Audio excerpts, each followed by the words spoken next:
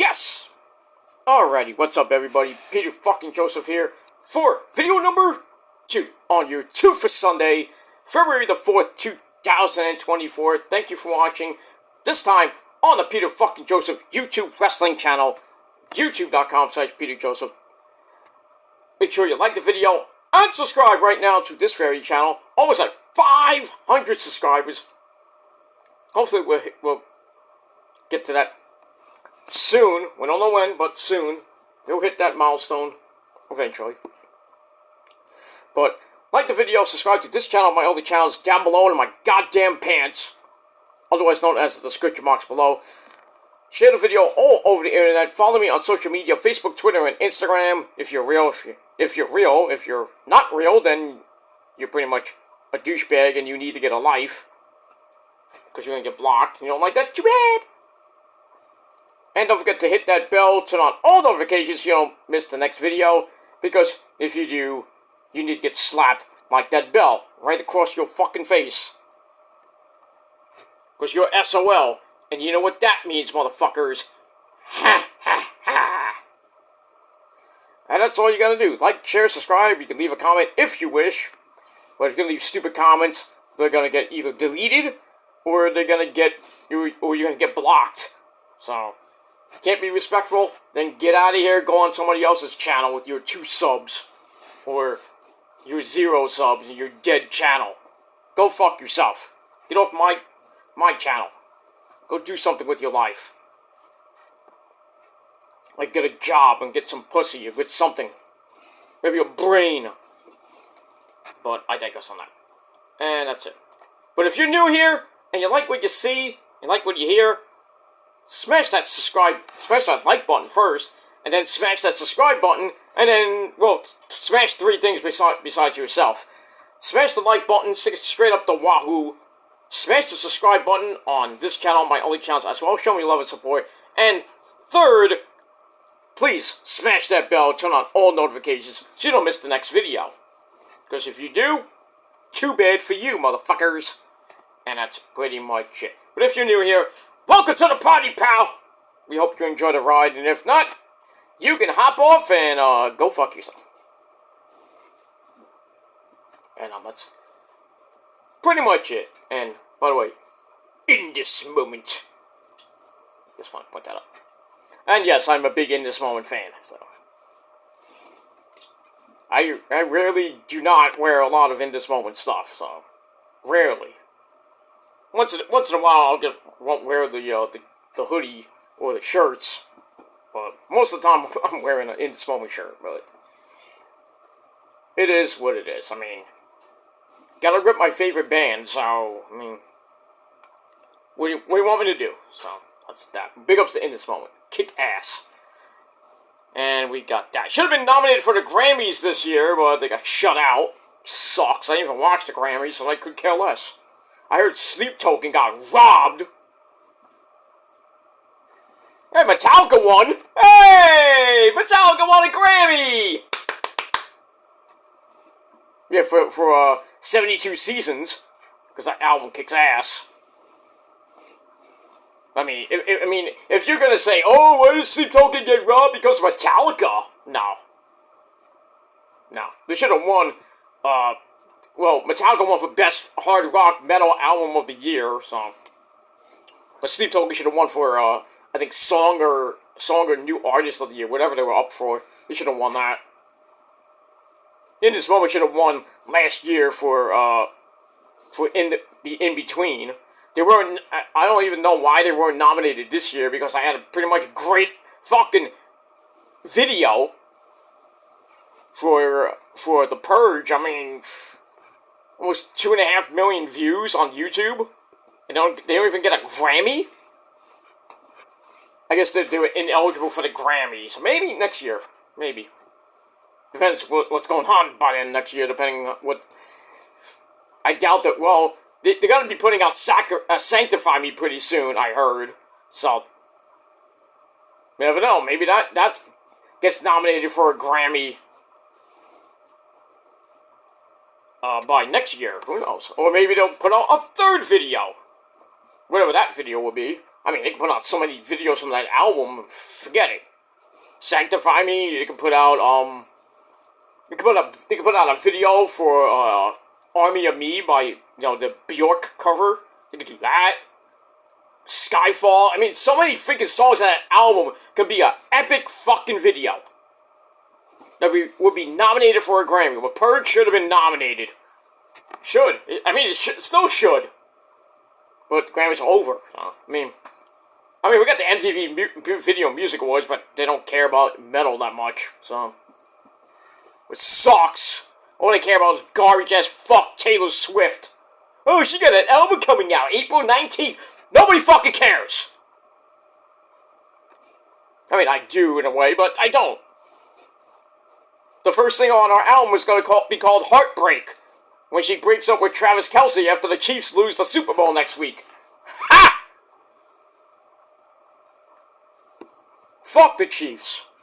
Fuck Mahomes, because I know what he's gonna do. He's gonna pay off the refs after the Chiefs getting bombarded in the first half. He's gonna pay off the refs, and then next thing you know, the Chiefs come back to win, like they did in Super Bowl 54. Don't even get me started with that. I could go on a 4-hour rant with that fucking game, but I'm not going to, for obvious reasons. But I'll just say Tuesday is not going to be a great day. I think we all know why. The man upstairs, you sexy man. But 4 years ago, Tuesday, my brother from another mother passed. So the Super Bowl is not a great time of year. We should put it that way. Because he passed away pretty much 3 days after the, well, really 4 days after the Super Bowl in 2020. Last time I saw him was the day after the Super Bowl. Then 3 days later, he passed away. Which sucks. Out of the blue. So I tell you, you gotta be,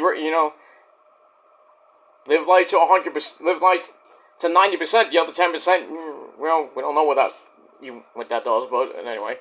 But you always gotta be ready, you gotta live life to the fullest, because you never know when your last day will hit.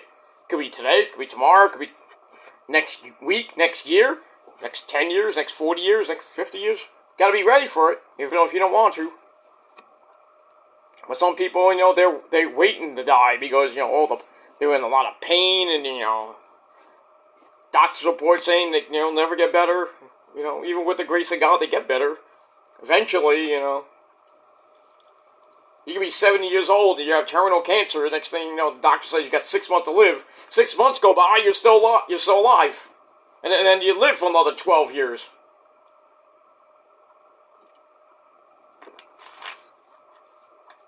So, whatever the doctors tell you, don't take to heart, because you never know. They could be right. Most of the time, they're wrong. It all depends on the man upstairs. He was a great man. Jesus Christ, the Lord! Well, we got that. So Tuesday's not going to be a great day.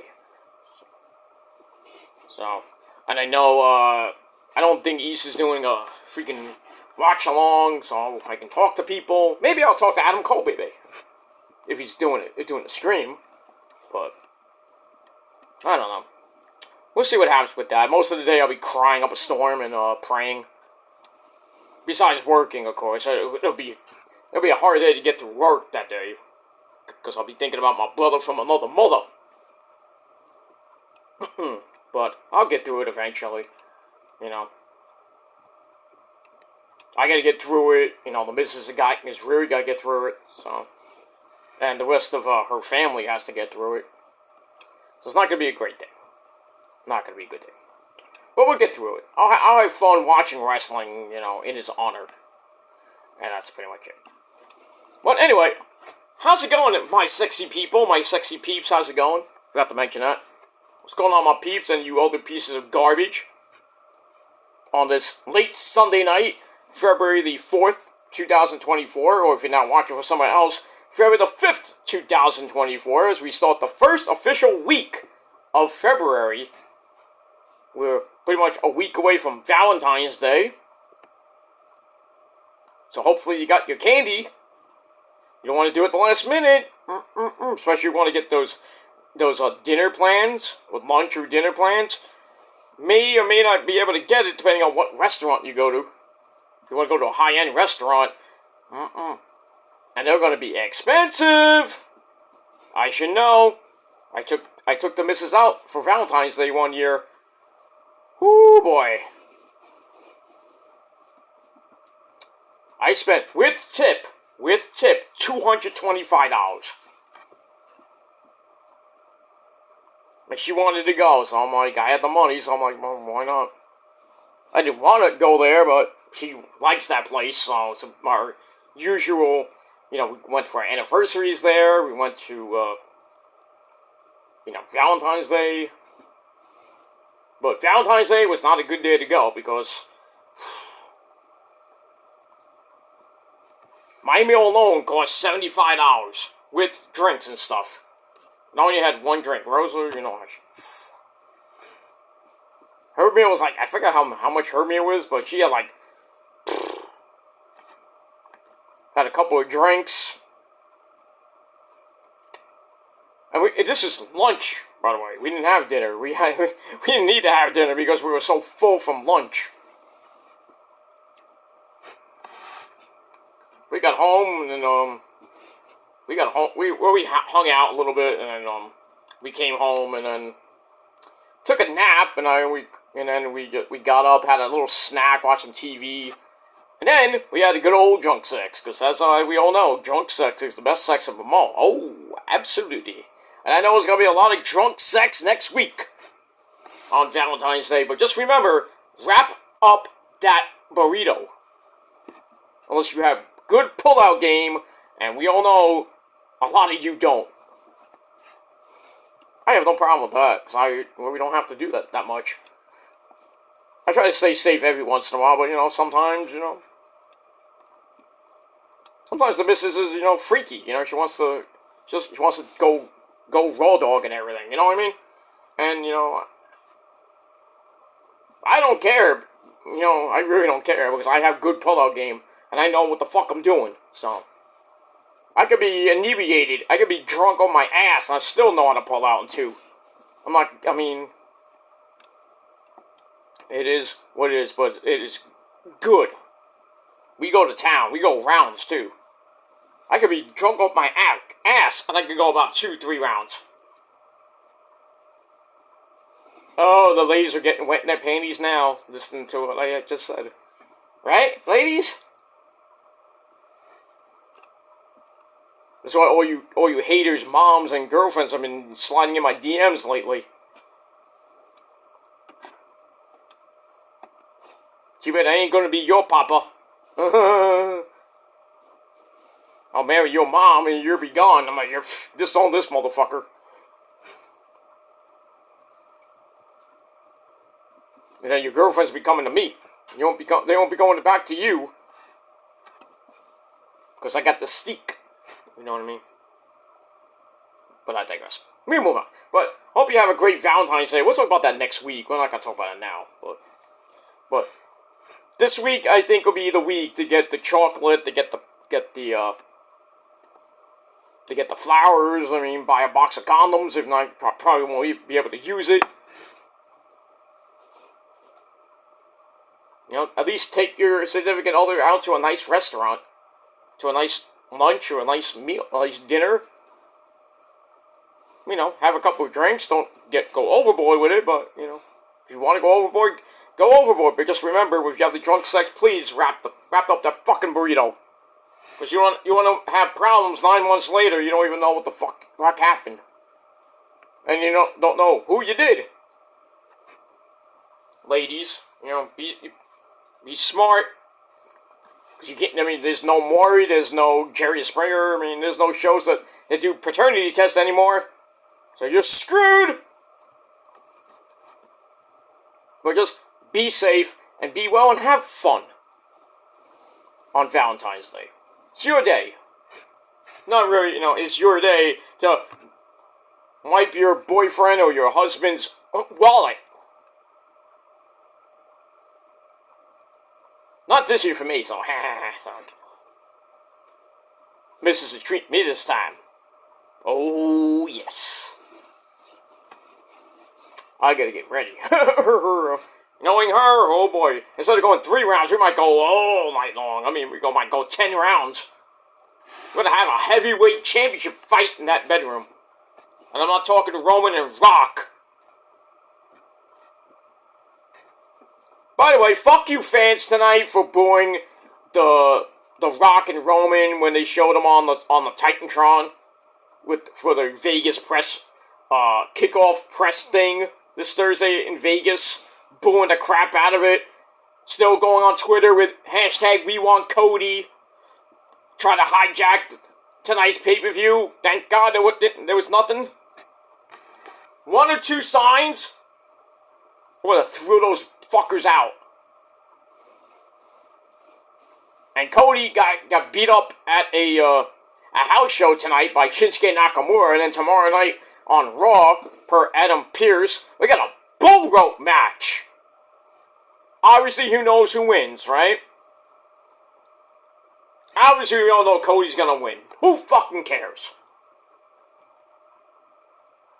Who cares? We are not gonna get a WrestleMania 30 fucking thing. I know we're 2 months away. Please, for the love of God, Hunter, don't do this to me. And don't do this to the people who really want to see Roman and Rock. Cody doesn't need to finish his story. Let him finish it against Seth Rollins, okay? Don't do this. Oh, if Cody beats Seth, he wins the title, and he goes to night 2. And it's a triple threat match to unify the belt. No. Do not unify the belts. Do not. Let Cody be a fucking number 2 mid-carder. Win that consolation prize belt. If he wants to finish the story, he will finish it with a consolation prize. Fuck him. And fuck you fans too. You fickle sons of bitches. And if you think I'm going off now, go watch my rant on my Rant channel. When I went an hour and 13 minutes bashing you all.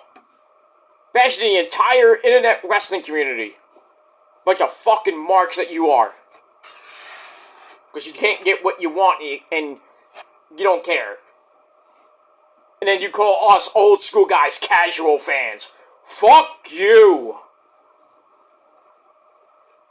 We just don't want to see that match. We want to see dream matches, and this is a dream match. Roman and The Rock is a dream match. Does it need the title? No, I will agree with you on that. It does not need the title. But does Cody have to win the belt so you can have Roman versus Rock? And then the streak ends? No. The streak is not ending anytime soon. Not to Cody, not to The Rock, not to anybody. Hogan's record, bye-bye, so long, farewell, in about 6 months. Deal with it. And when Roman finally does lose, I know the IWC is going to be like, yay, finally! Yeah, Roman takes a few months, like about 6 months off. He's going to come back, and guess what? He's going to get that title back. Going to go on another 1,200-day run, and then you're going to be crying again. God forbid, in between that time, some guy goes 6 months to a year with the belt, and everybody's going to get mad. Where's all the hate for Walter's reign? Oh, just because it's Roman, we have to freaking... we have to yell and scream and moan and bitch. Because he's on a historic fucking reign. Almost 4 years. And everybody's complaining, he's a part-timer. Why is he facing another part-timer in The Rock?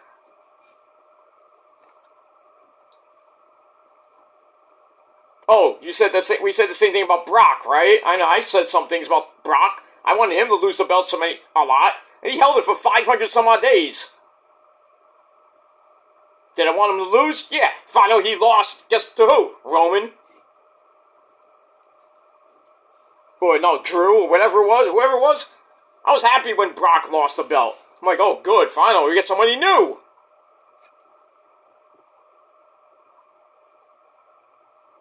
And then might be hypocritical saying that. It's like, oh, you're saying that, but what about Roman? We need somebody new to hold the unified title. Yeah, but it ain't gonna happen right now. It's not gonna happen at Mania. It's not gonna happen this summer at SummerSlam, most likely. It's not gonna happen at Survivor Series. It's not gonna. The only time it's probably gonna happen is next year. Probably at the Rumble or at WrestleMania 41, which is rumored to be in Vegas. So what are you gonna do? Cody versus Roman 2 in Vegas? So you're gonna make Cody win a third straight Rumble? No, that ain't happening. If you really want somebody to beat Roman, I hate to say this, it could be Punk. I'd rather it be Walter or Braun Breaker. Braun's gonna be on Raw, or probably should be on SmackDown, and might likely be on SmackDown. I guess what SmackDown is Roman's show. So they could do Braun Breaker versus Roman anytime the next 6 months. Braun Breaker and Roman at SummerSlam. Roman's gonna smash him, but I mean, if you want a guy to give Roman a great match and really possibility of beating him, there you go, Braun Breaker. Or you have Walter go over to SmackDown in the draft that they do whenever they do it. Have Walter go over to SmackDown and he's thrust right into a feud with Roman. And Roman, I think it'll be a great match. Roman and Walter will kick ass. Unless you want to have a mid-carder like CM Punk or somebody else come up from NXT to beat Roman. It's not going to be Cody. Cody will finish his story, but it's not going to be against Roman. Sorry. And it's not going to be, he says it's not going to be a Mania. So the only logical thing they could probably do is SummerSlam or Survivor Series. So, if you people can wait, maybe it's about 6 months. Maybe they'll do Cody Roman 2. Either to unify the belt, which I don't want, or somehow Cody wins Money in the Bank and he cashes in. The normal way, not teasing it. Or he just comes out on a Raw or SmackDown, it's like, I'm cashing in. You know, like RVD did to Cena at ECW One Night Stand, the first one. There you go. And Braun Strowman did the same thing to Roman. It's like, I'm cashing in at SummerSlam. Bad idea. Because we all know what happened to Braun Strowman. So, just let it play out. Let's see how it plays out. I don't think, they might not even do anything tomorrow. I think it's all gonna depend on what happens on Thursday. And really, this thing on Thursday should be open to the press only. But all these fucking fans are gonna come from God knows where, come all the way to Vegas at the T-Mobile Arena and chant, "We want Cody! We want Cody!" I hope the other side says, "No, we don't." And then Rock, you know what The Rock should do since he's getting all this hate now? Rock should just say, you know what, fans? Fuck you. I don't give a shit about the people. Then he turns heel, Roman turns face. That'd be great. Heel Hollywood Rock comes back. It's like, I don't give a shit about you people. I didn't do this for you. I didn't do it for Cody. I did it for me. And Roman's like, oh well. Oh well, you want to be like that? Well, I'm gonna do it for the people, and I'm gonna beat you. I'm not gonna do it for Cody, I'm not gonna do it for the Wise Man, I'm even not gonna do it for Solo and Jimmy. I'm gonna beat you, I'm gonna show you who your tribal chief is. And you will bow down and acknowledge me, Twain! After night 2. But if this whole thing with the hate keeps going on for 2 more months, and those idiots in that shithole stadium in Philadelphia, Pennsylvania, do what they did to Brock and Goldberg, even though they deserved it because they were leaving. If they're gonna hijack the main event of WrestleMania Night 2,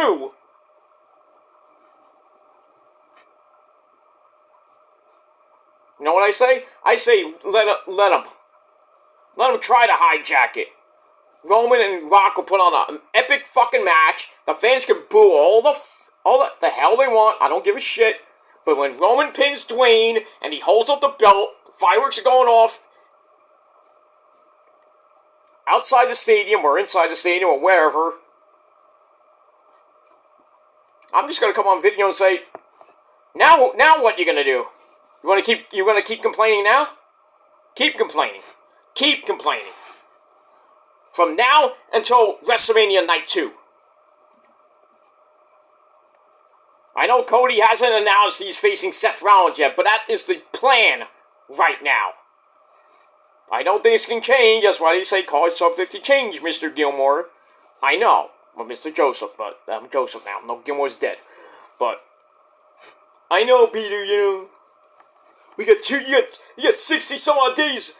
Anything can change between now and then. I know that. But do I want Cody anywhere near Roman Reigns? No. Do I want everybody say Roman should fight Night 1 and Night 2? You think he's gonna do that? No. Can he do it? Yes, but there is no reason for it. Just to make him look powerful? So he can beat Cody on Night 1 and then beat The Rock on Night 2? Oh, big payday for Roman. Not that he needs it. Just get over it, alright? Just shut the fuck up on your fucking Twitter machines and on social media, your boring as fuck videos, and just stop. Just stop and let's see how it plays out. Okay? I'm happy that we're getting Roman and Rock. It's a dream match we should have got last year. Or even a couple years ago. But finally we're getting it even though Rock had to politic his way to get to the match and save WrestleMania, even though WrestleMania was already sold out. Didn't need The Rock, to be honest with you. I agree with you that it didn't need The Rock. But, it's the perfect match to do it at WrestleMania. This year, not next year. Nobody wants a 1-year build. You got a 2-month build now. And you're still gonna complain, right? Oh, Rock's not gonna be on SmackDown. Yeah, he'll be on SmackDown here and there, up until WrestleMania. Roman will be on various episodes of SmackDown.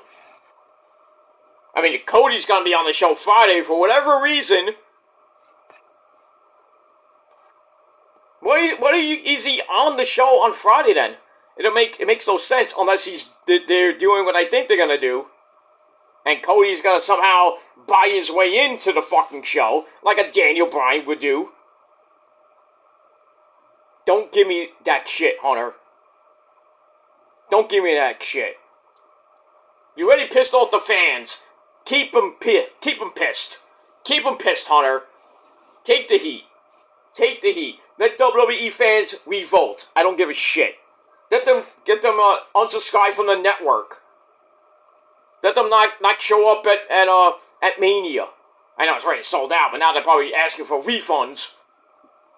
Good. Get your money back. Don't go to the fucking show. Don't watch the product anymore. Go watch AEW for all I care. You don't like it? Too bad. Like the Macho Man Randy Savage always says, you may not like it, but you must accept it. So fucking accept it.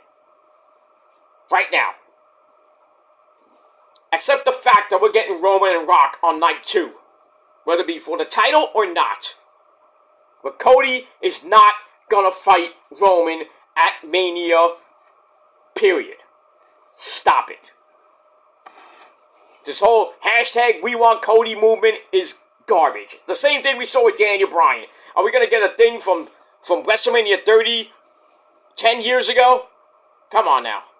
The past is the past. Stop it.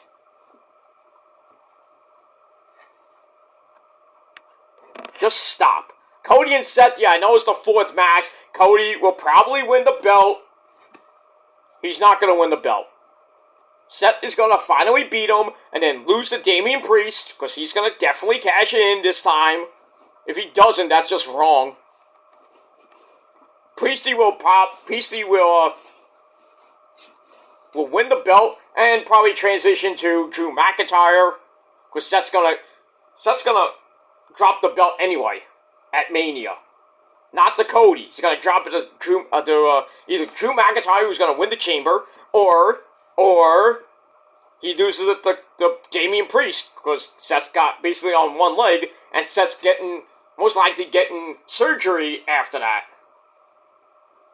I know he's trying to rehab and get back to at least 100% before the pay-per-view, but God forbid what happens at the pay-per-view. I mean, something really bad happens, and he's rehabbed, and we get a setback at Mania, and he's like, oh, I gotta get surgery, I'm out for about a year.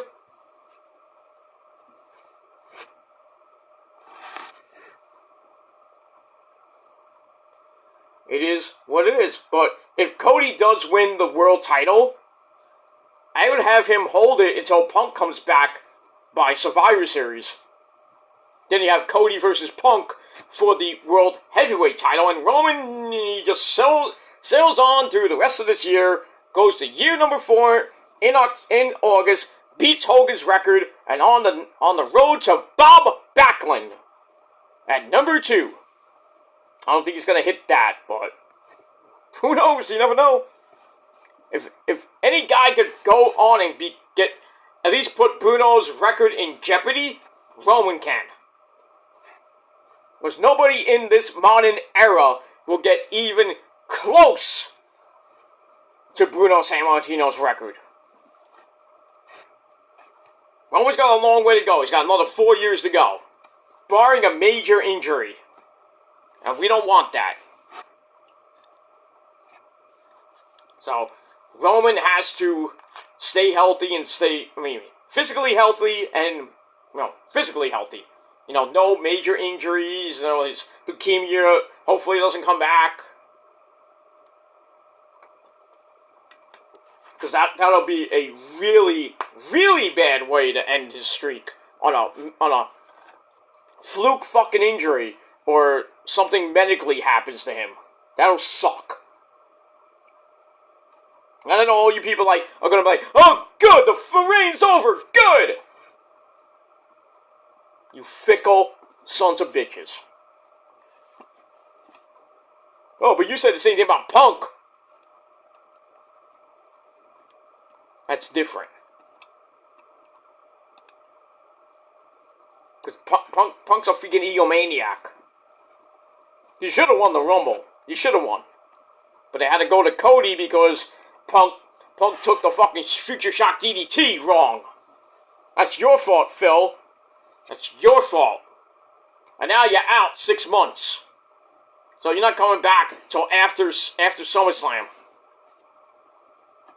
Or, depending on how the rehab goes, you might not be back to the Survivor Series.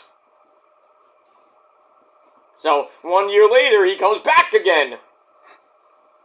But the dude is so fucking injury prone. He's brittle. God forbid he comes back, and then he wrestles he's okay till WrestleMania 41, and at WrestleMania 41, he wins the belt from Cody or from whoever, and guess what? He gets injured in the match, or after the match, he gets injured. Like he did at All In. Not All In, All Out last year. Or the year before, whatever it was. Remember when he won the title from Moxley, then got hurt? Because I think he tore his pec or he tore something. He had to give it up. They had that stupid Grand Slam tournament, which Moxley won. Which made no sense to have him lose the belt to Punk, because Moxley got it right back. And then Punk won it right back anyway. It was like hot potato. Come on now.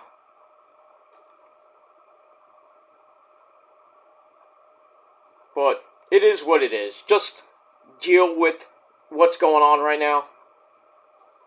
If you don't want to watch WWE, then don't watch it.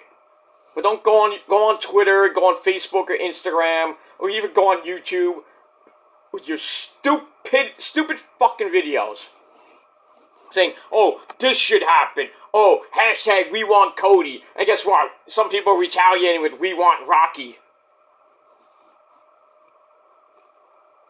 Boo all you want. Boo The Rock all you want. You think he gives a shit? No. You think Hunter really gives a shit? No. Oh, we're gonna monitor this situation. No, don't even do that. Because knowing the freaking people at TKO and Nick Khan and Hunter, probably, they're gonna see this and say, oh, this is getting way out of control. We gotta do something. Cody, you're in the match now. Make it a triple threat. Stupid. Stupid. Ready to value the fucking world title. Well, thanks to Roman doing that. You pretty much buried Seth freaking Rollins, and in turn you pretty much buried Cody. So basically that world heavyweight title, you know what it is now? A mid-card title. So why don't you just have the top two mid-carders, Seth Rollins and Cody, fight it out of Mania to see who wins the mid-card title. And then at the Chamber, you have a number one contenders match. Drew McIntyre should win that. And they have a triple threat for the mid-card title. Seth retains. Poppy Priest comes in, wins said mid-card title, holds it for basically till Payback against Cody. Maybe Cody wins it at Payback. Who knows? Who cares? I mean, we haven't seen Cody and Poppy Priest, I don't think, but we should. So do you want to have him win it at Mania? Which is going to have 40s to 60,000 people? Because Lincoln Financial Fields is a dump of a stadium that holds basically about 60, maybe 70,000 people at most. And God forbid what's going to happen in April. And it might be warm, it might be cold as fuck, it might rain. There's no dome over there like Raymond J. Stadium. If it's pouring, WrestleMania is going to get canceled. I don't care what happens, what set is there. And what happens with the ring. It has a canopy or anything. The fans are going to get soaked. They don't give a shit.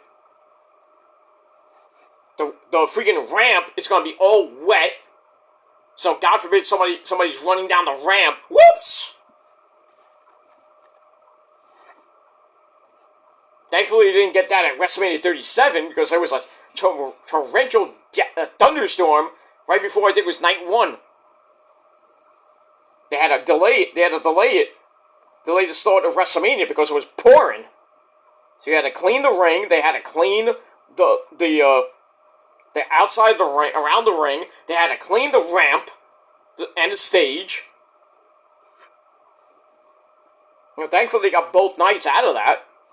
It was a pretty decent WrestleMania. This WrestleMania, it may or may suck. Who knows?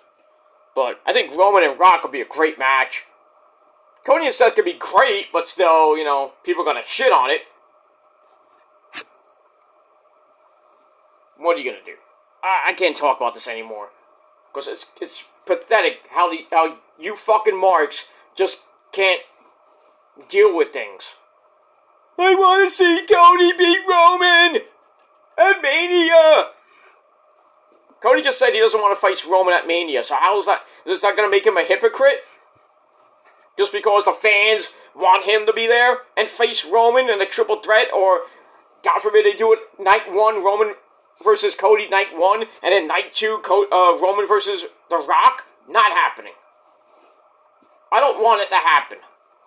And Roman, I think, in the back of his mind, they'll probably come up to him and say, hey, Roman, can you do 2 nights? No.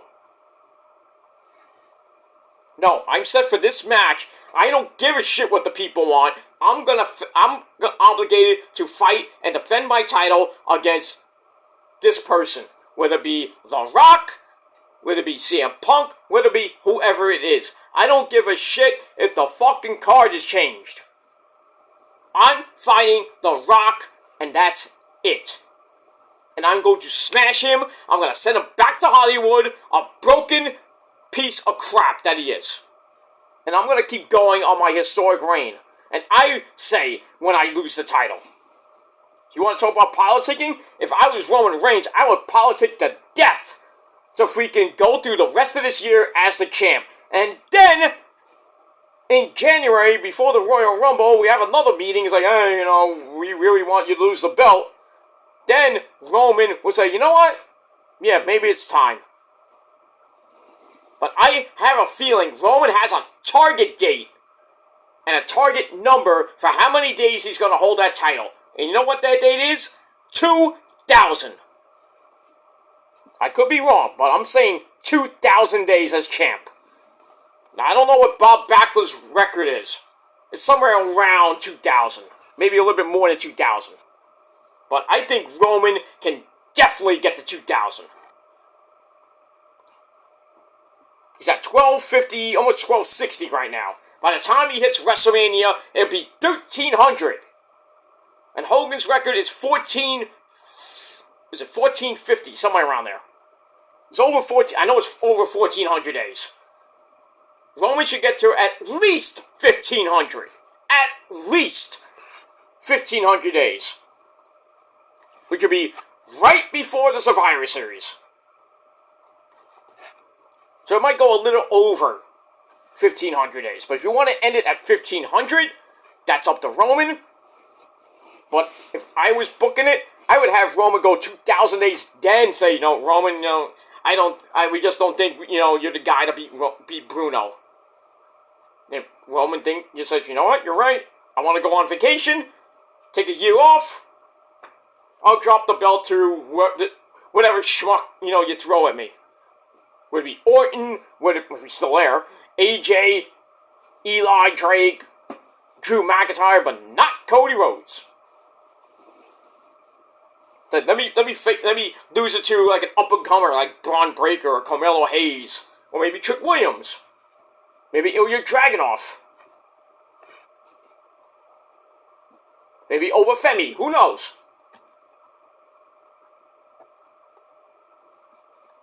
But just shut up with the Cody talk, alright? Just shut the fuck up.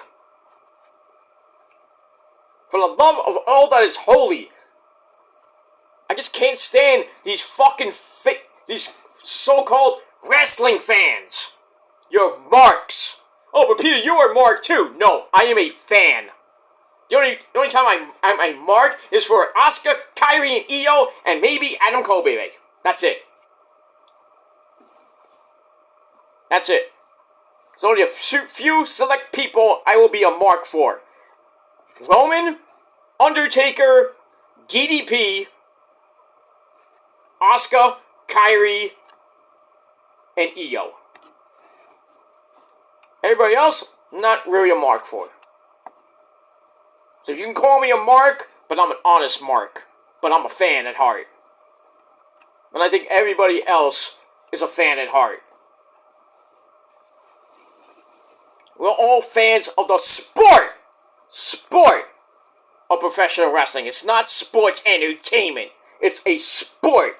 If you don't believe me, then, well, first of all, I would tell you to go on my old Shadow Slayer channel, go to episode 193, and watch Wrestling is a Sport, and I provide proof and receipts that wrestling is indeed a sport.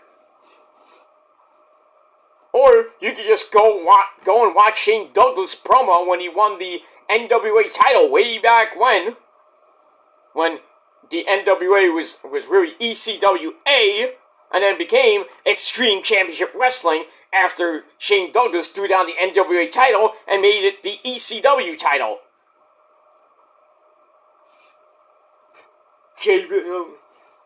Terry Funk, Ricky the Dragon Steamboat, Ric Flair, and they all get sucked by ass!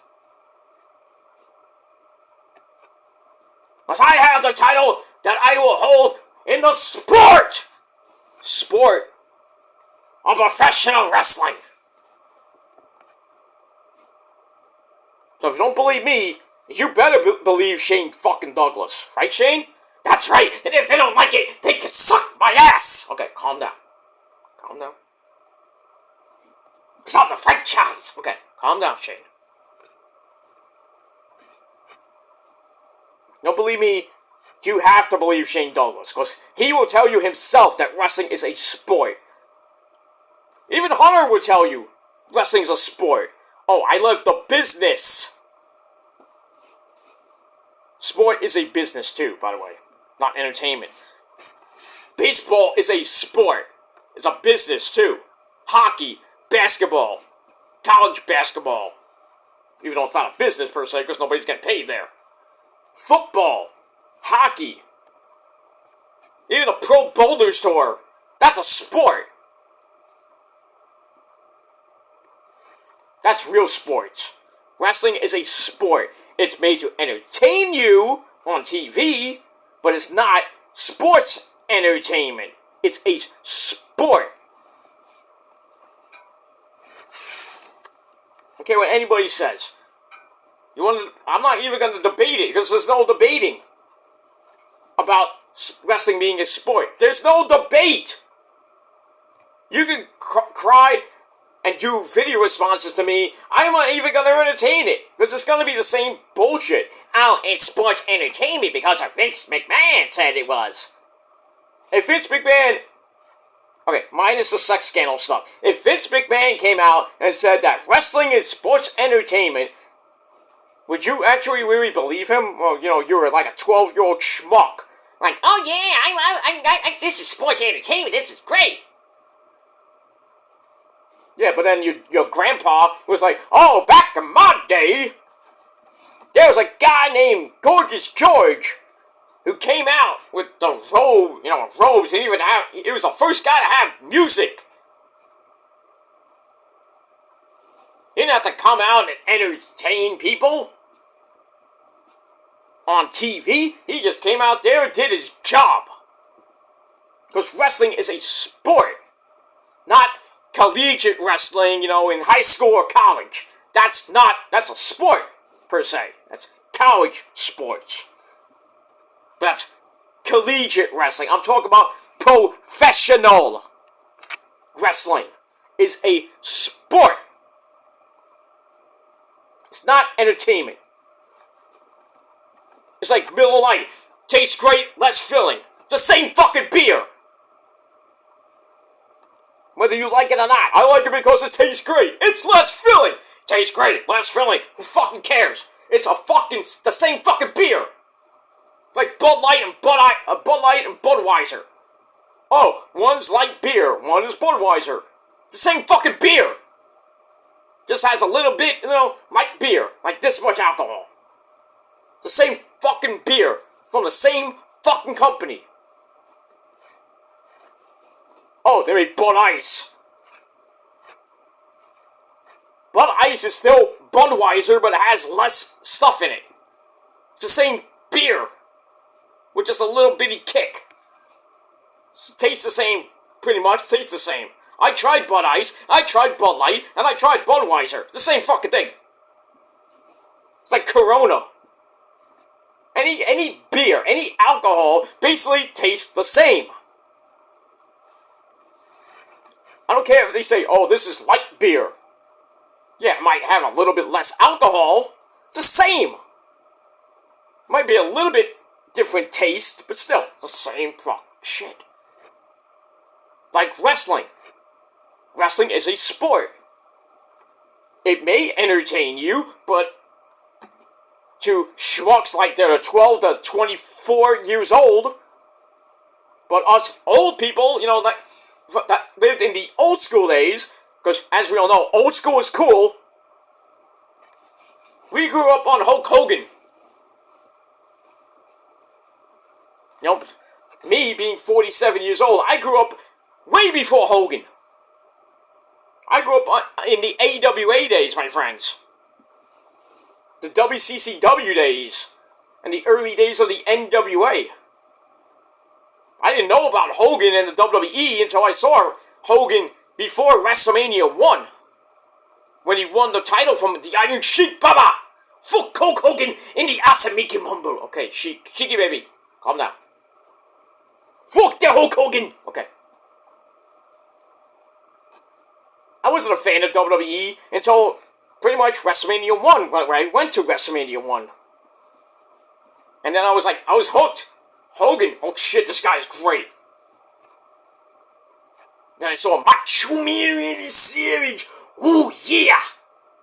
You know, I was watching Wrestling Challenge. I was watching Superstars of Wrestling. Saturday night's main event. That's when wrestling kicked ass. From when I was a little bitty holster dude, all the way up to the Attitude Era. That was sports, not entertainment. When the Attitude Era hit, that's when sports entertainment came in. But to me, it was still a sport. Just they had to add sex and violence and more blood. And then other territories like WCW. And then ECW. ECW was basically wrestling, the sport of wrestling, just more violent. Now look what it is. It's sports entertainment to entertain you. Yeah, to entertain you, so we have good matches here and there, but, you know, it's still a sport to me, goddammit. It's still real to me, damn it! But I'm old school. I love old school things. You know, I want to see dream matches. You know, I wanted to see Sting and The Undertaker. We all did, right? Back at WrestleMania 31. Or 30 or 31, whatever it was. That never happened. Because they fucked Sting up. You know, I really wanted to see Rock and Roman go at it way before the Roman was even a big thing. When the Shield was getting big. I was like, yep, when Roman gets big and he breaks away from the Shield before he turned into Cena 2.0, I would have loved to see Rock and Roman go at it. You know, the big dog versus the people's champ. I want to see that. I would have loved to see that in any WrestleMania. WrestleMania 35 up to even before now. I would have loved to see that WrestleMania 35 in New York. You know, before Roman had the leukemia thing, I would have loved to see Roman and Rock at WrestleMania because it would have kicked ass. Because Roman was red hot.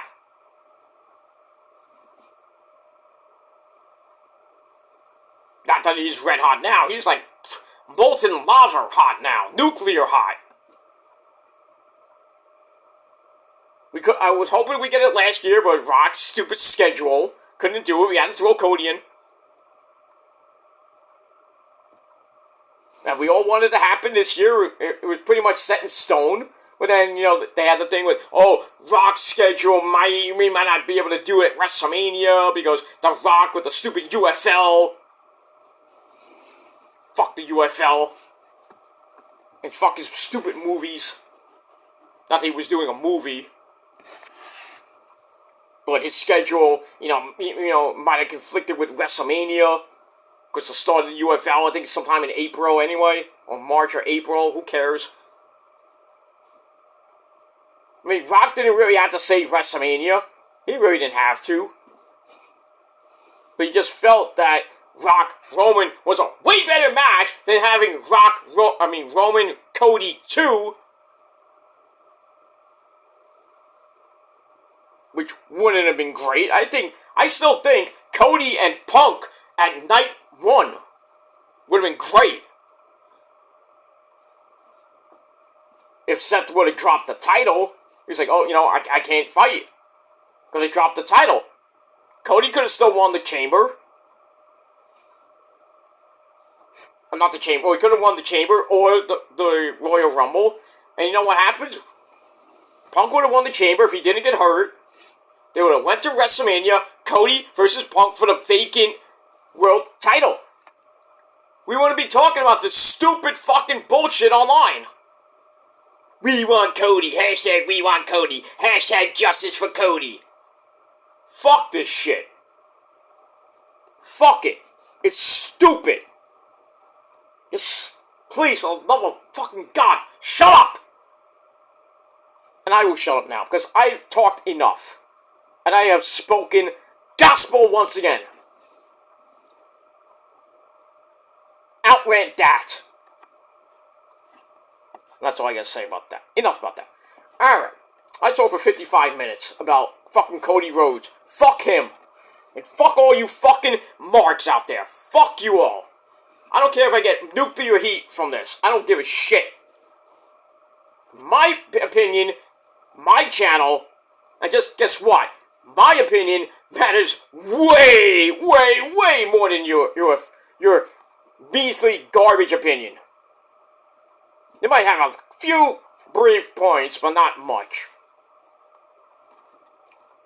So I don't care if you're JD, I don't give a shit if you're Heel Steven, I don't give a shit if you're Deluxe Man. I don't care who you are. You know I'm right. Cody doesn't need to finish the story with Roman. He doesn't. He will finish the story. If he wants to face Roman, it should be at SummerSlam. Or he really finishes the story where it all began at Madison Square Garden at Survivor Series, which is likely to be at the Garden. So you want him to finish it then do it. Roman can finish, can leave, and he doesn't come back till WrestleMania. How does he get there? That's the problem. If he loses the belt in late November, or well, pretty much before Thanksgiving, then he'll be off for the rest of the year. He comes back. I would have him come back, take the rest of December off, and come back at the Royal Rumble as a surprise.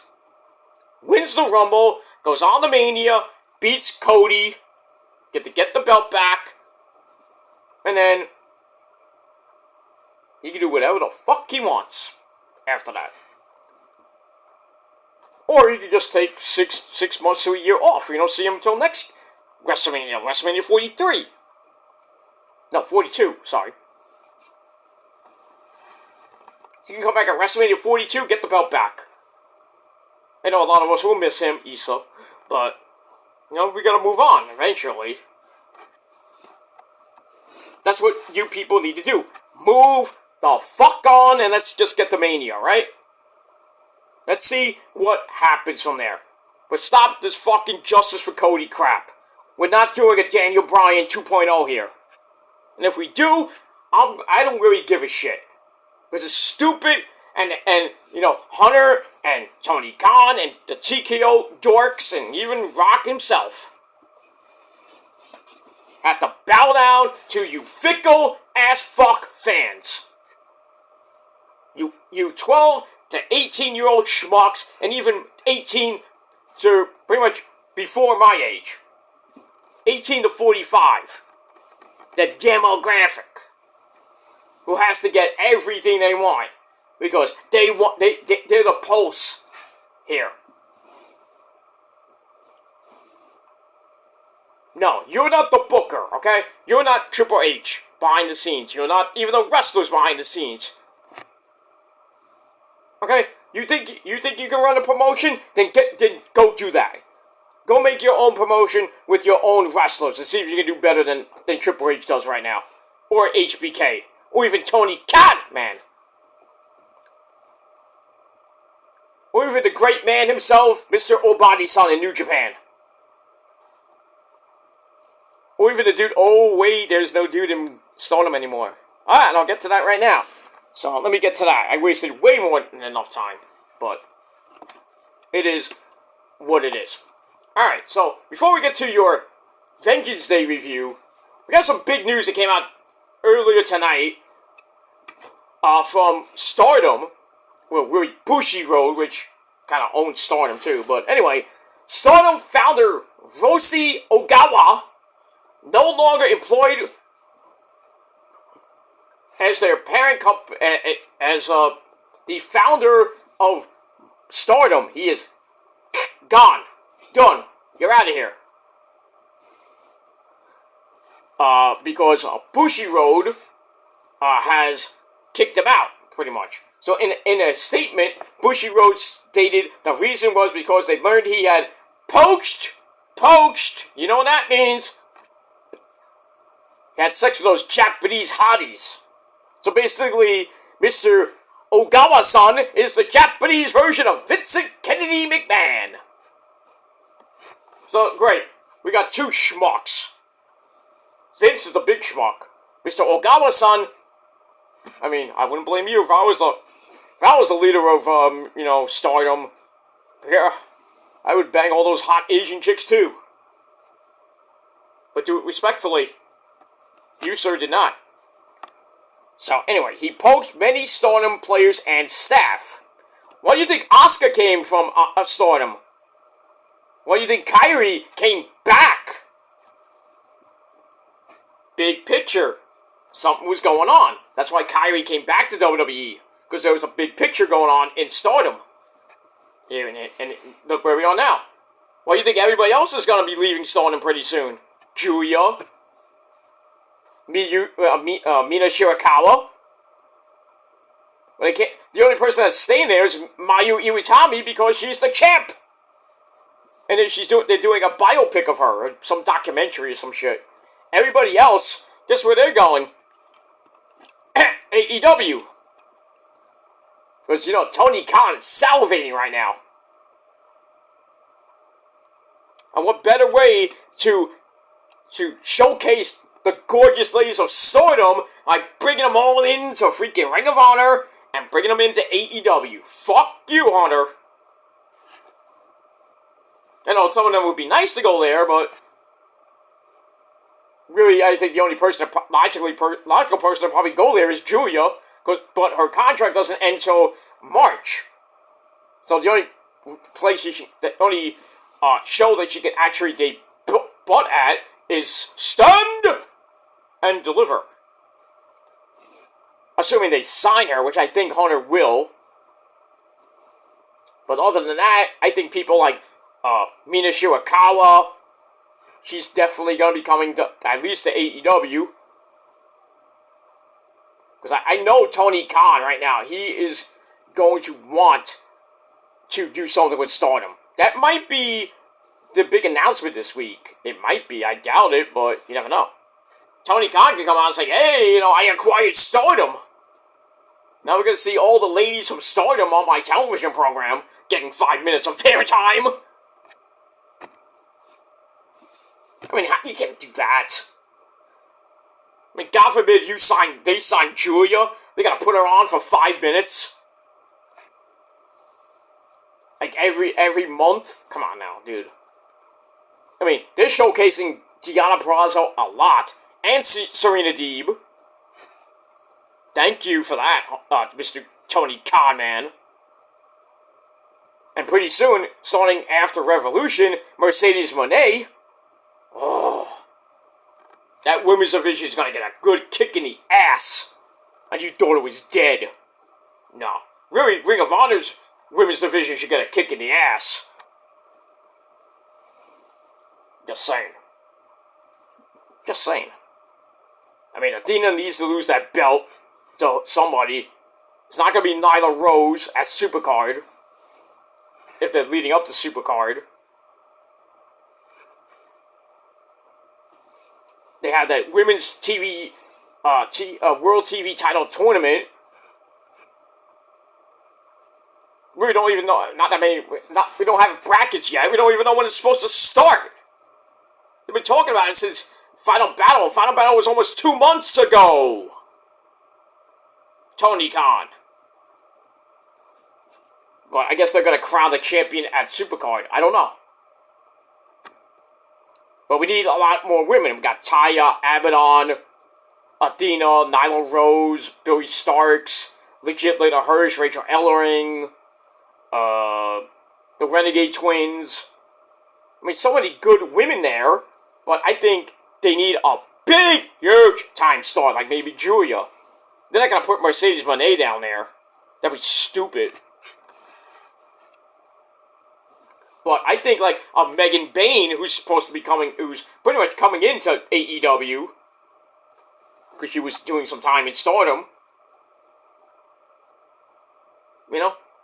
Bring over Club Venus. You can have Mariah May team back up with Mina Shirakawa and reform Club Venus. You could. You do a lot of things with the Stardom chicks, because most of them are in different groups. I mean, you can do a lot of stuff. You can still have Stardom, but under Tony Khan. You don't need somebody else to buy kind of run Stardom. I mean, because now this, Mr. Ogawa's son probably going to WWE. Oh, that'll be a bad decision, dude. Because Asuka, Io, and Kairi got way far away from that fucking pervert.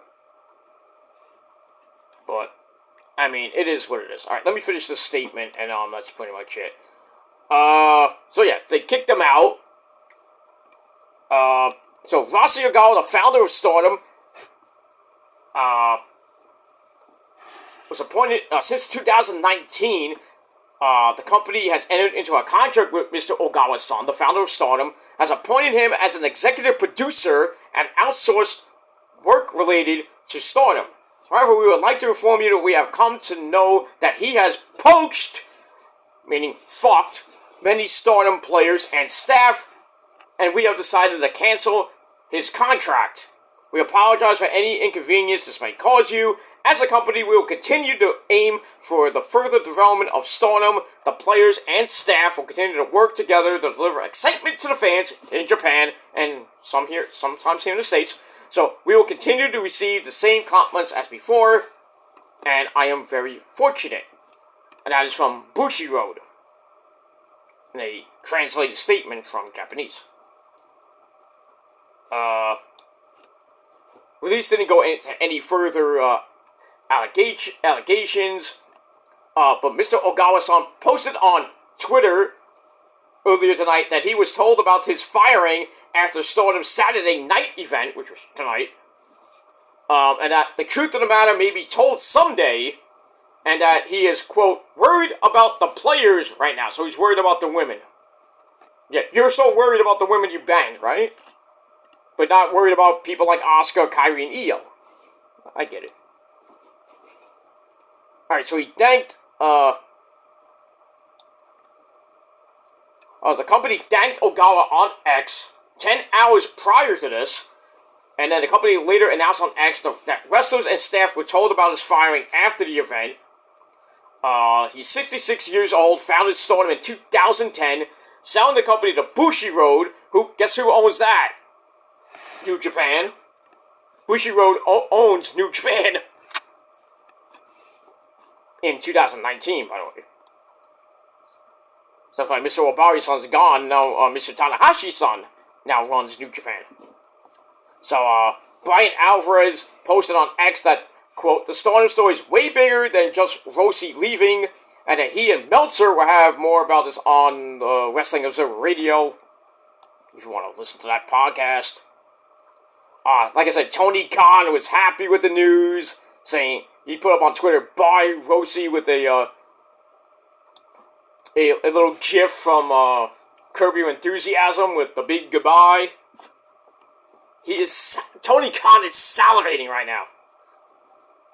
He's salivating more than when he gets his next shipment of cocaine in. Cocaine.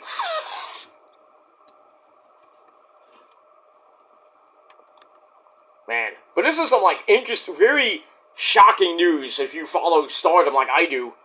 I don't review it, but I follow it, I watch it, like I watch New Japan Pro Wrestling. But, man. Basically, we got another Vince McMahon situation going on, but in Japan. And they fired him. What happens to him? I don't care. What happens to Vince? I hope he goes to fucking jail.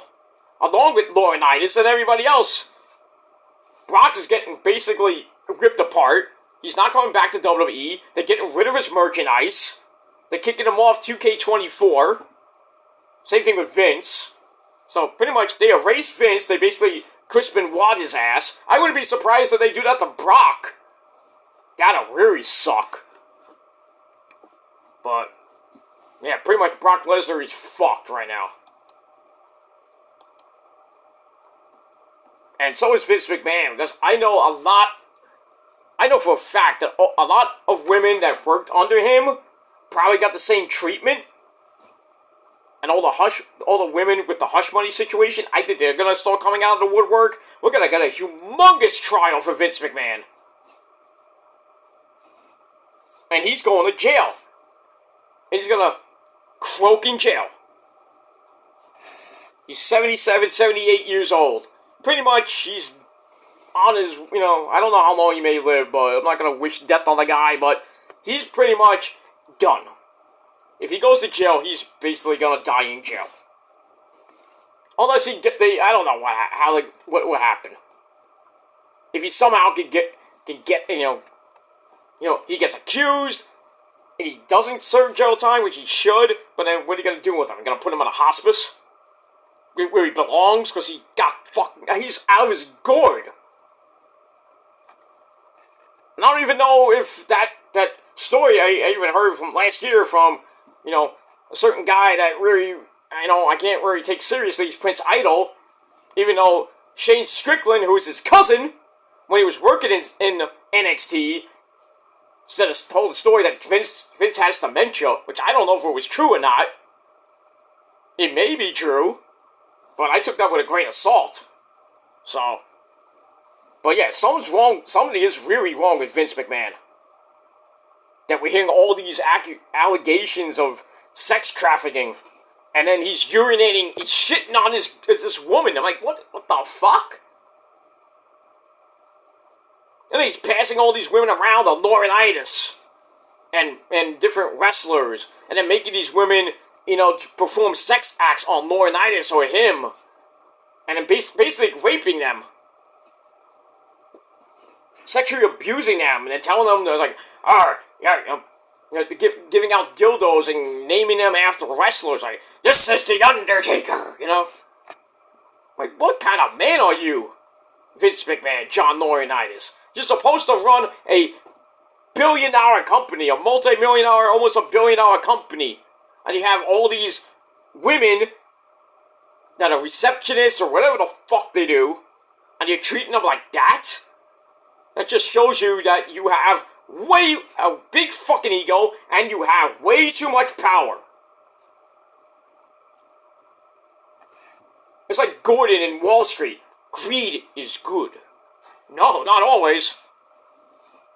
You be the greatest man in your company. You can be the boss of your company, making a lot of money. Next thing you know, you're in a scandal because you banged one of the receptionists because she looked fucking hot. Smoking red hot. She has an ass like J-Lo. And then next thing you know, the girl's like, turns around and is like, oh, he raped me! I'm gonna sue him for all he's got. I'm gonna bring this company down. Next thing you know, he's in jail for rape, even though he's like, oh, it was consensual. Anyway, then we have a Law and Order case on our hands. But man, what is going on in this fucking world, man? I mean, what's going on in the world of wrestling? I mean, you got freaking Vince McMahon shitting on fucking women, sexually abusing them, sex trafficking, and I don't know what's going on in Titan Towers these days. God forbid I ever worked there.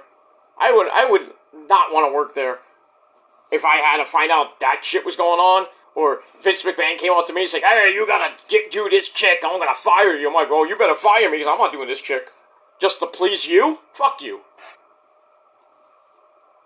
I took this job to do my job. I didn't take this job to get in humongous trouble. God forbid, I banged her, and then she comes around it. She comes back and says I raped her. Like, no, we had consensual sex because I had to listen to Vince McMahon or Big John Laurinaitis.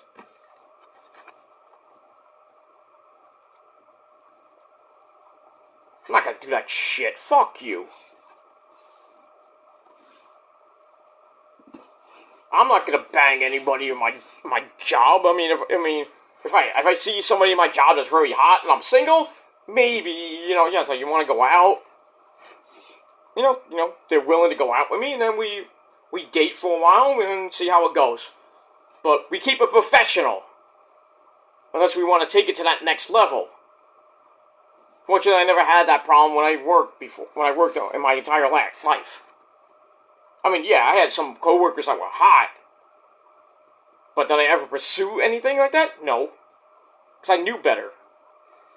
I'm not gonna get into a humongous scandal and get fired because I banged the fucking manager or something like that. Female managers or supervisors. I'm not gonna do that shit. I mean, I'm not gonna risk my fucking job because I'm banging, one of my coworkers on the side. I mean, gotta keep that secret. But I digress. But yeah, the whole thing with Mr. Ogawa-san is just creepy in its own way. I feel bad for Asuka, Io, and Kairi, and I'm glad they got out when they did. And really, I think the women of Stardom now, a lot of them are gonna come to AEW and maybe WWE, maybe TNA. But I think, Tony Khan is like, ugh. Like, give me those women, put them on my show for 5 minutes. God forbid that is the big news on Wednesday night, that he acquired Stardom. I know people are gonna shit on it. It's like, I thought it was Mercedes Moné. It still could. But if it's Stardom, Mercedes was in Stardom, remind you. But, I mean, we'll see. We'll see what happens. But Tony Khan, really think about Stardom. Think about that. Forbidden Door will just be wide open with that women's division. It's mega fucking matches on Forbidden Door. You can have Athena versus any woman from Stardom now. Same thing with Julia Hart. Or anybody on the roster. Tony Storm versus somebody from Stardom.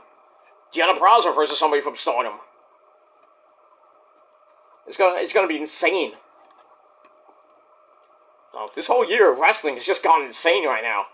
From the freaking Vince McMahon scandal to now Mr. Ogawa-san scandal to fucking Cody Rhodes being a bitch and the fans being fickle. I can only imagine what the next 10 months are gonna be of this fucking year. Buckle up, kiddies. Or as The Undertaker would tell you, buckle up, Teddy. Where to, Stephanie? I'm The Undertaker. Alright, now let's quickly go to what you came here for. You didn't hear me talk for an hour and 17 minutes about Stardom and Cody and shit. You came here for your Vengeance Day review. And let's get to it right now. Alright, so Vengeance Day, pretty good pay-per-view. And it emanated from the F&M Bank Arena in Clarksville, Tennessee. Yep. And our commentary team this time, well, Booker T was not on the show because he's going for a medical procedure. He's going to be out a couple weeks. So it's the creepy man with the creepy jacket, Vic Joseph, and Bad News Reed Barrett. Royal Floyd got some bad news for you. But glad that Wade Barrett's back for the time that whenever Booker T comes back, which will probably be in a couple weeks or maybe a month. But, Trick is on the show twice, and, I would love to have, Booker on the show, like, oh yeah, man! Whoop, Trick, yeah! Roy tried to do his own version, which, no. No, wait, stop it. Stop. We get that. So, Vic Joseph and Wade Barrett on commentary, and they kicked ass tonight, man. They really kicked ass. So, let's get to it. Alright, I'm going to do an abbreviated results, because it's late, and I'm tired. And I'm pissed off as it is. With fucking Cody Rhodes, and now with the Mr. Ogawa-san. So, let me do the short version. I'm gonna marry somebody today! Get over here! You, over here! Who are you? I'm the best man. What's your name? Barf! Your full name! Bartholomew. Okay, we're gonna do the short version. Do you? I do. Do you? I do. Good, you're married. Kiss her.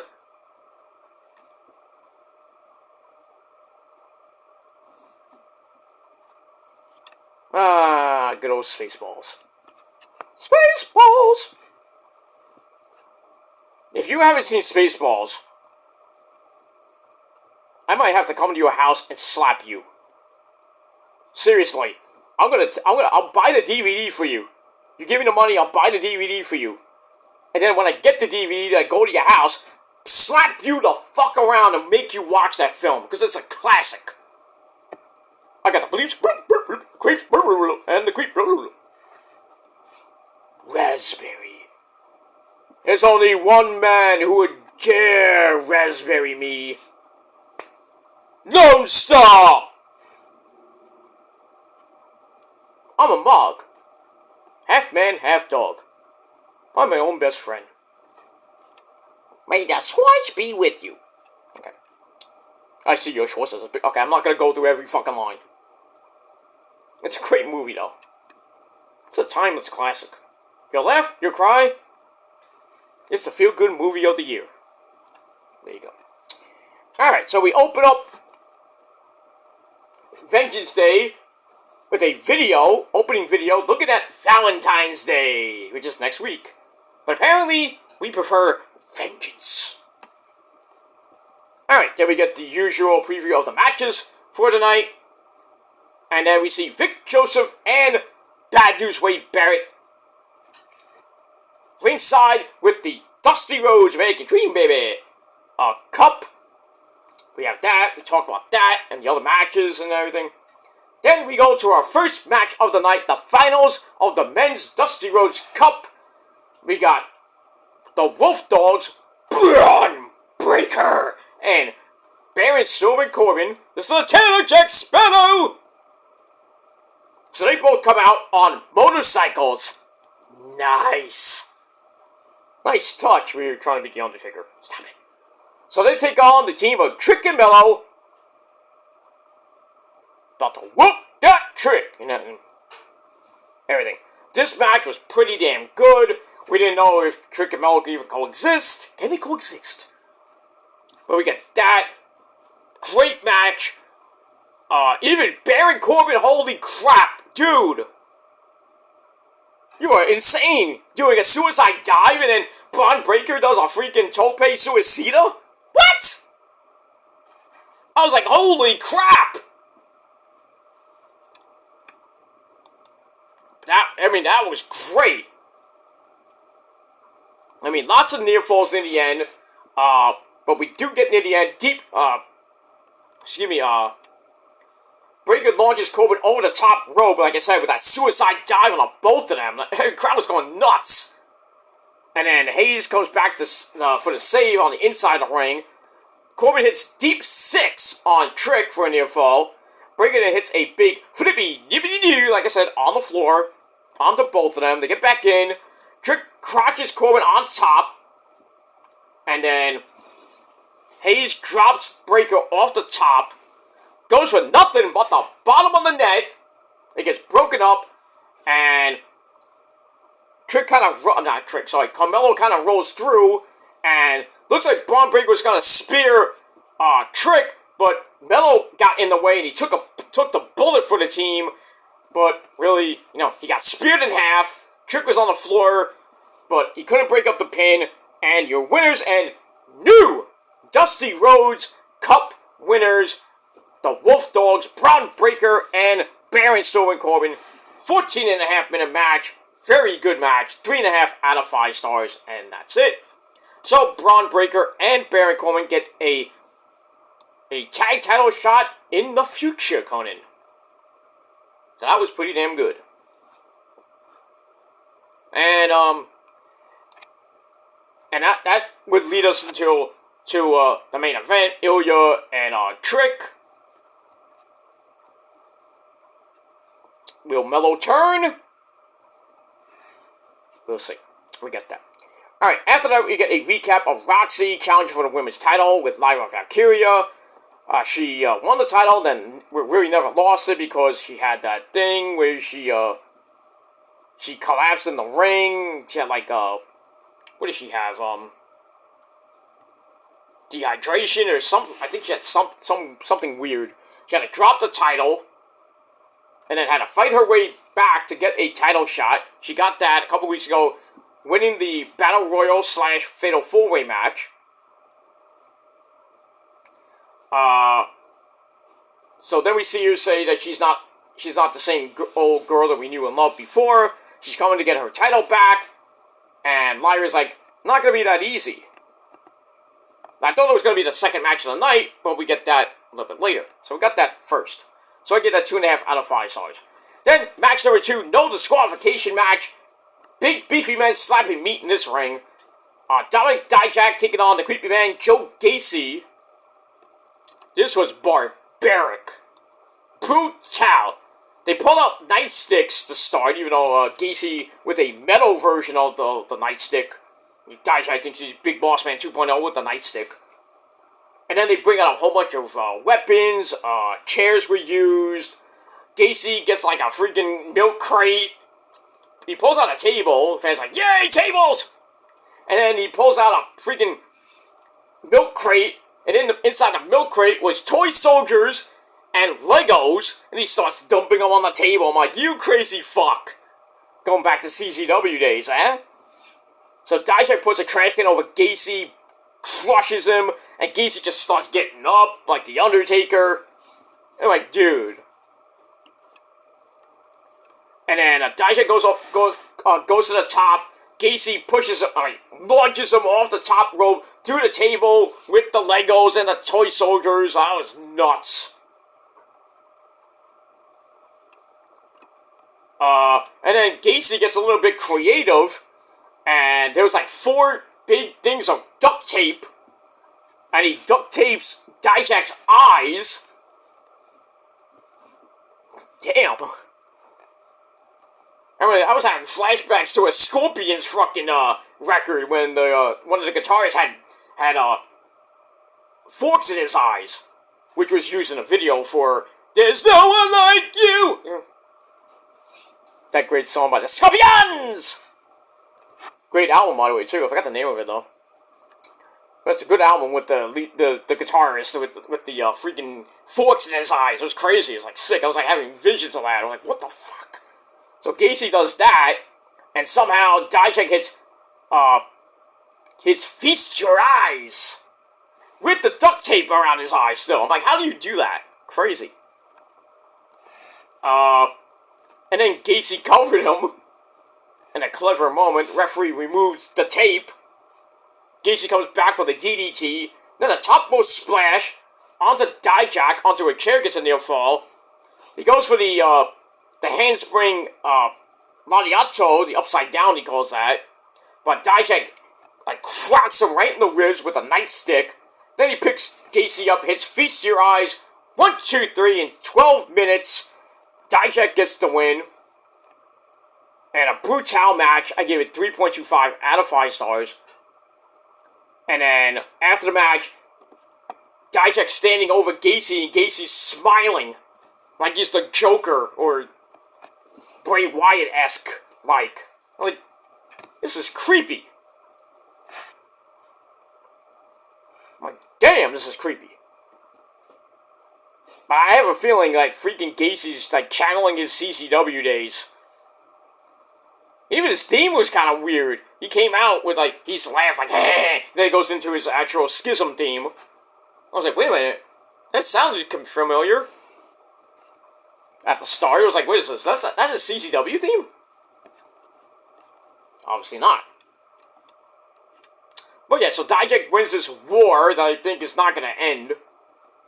But we'll see what happens Tuesday night on the program. Alright, then we go to, I guess, the back. We have the Women of Chase U in the back selling their calendars, which you can actually buy. Well, actually, they're out of stock right now. You know, I thought it was supposed to be, well, it was on sale. For $24.99, you could have bought that calendar. Not that there are any good photos in that. Most of them were kind of covered up, except for, like, one chick. I think it was Kiana James in a bikini. There's nothing wrong with that. But everybody else was, like a little bit covered up. I mean, Dia Hale was covered up, and JC Jane was covered up. My god damn. But we see Dia Hale and JC Jane, they're signing autographs and selling them to these random people. And basically, they were all sold out, and Dia's all happy that JC saved the university and got him out of debt from Tony D.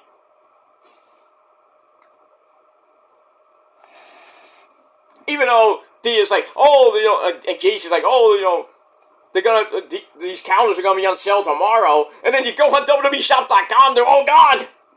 That quick! I mean, how do they go on sale tomorrow and they're already sold out? It makes no sense. Unless there's another shipment coming in. Who knows? But, yeah, buy yours now if you want to waste $25. I personally would not buy that. I am not going to. I'd rather have a freaking count of Asuka, Kairi, and Io every 3 months. That's what I would do. Or maybe a few others, you know. Put Elektra Lopez in there, Lola Vice in there, and who else could you put in there?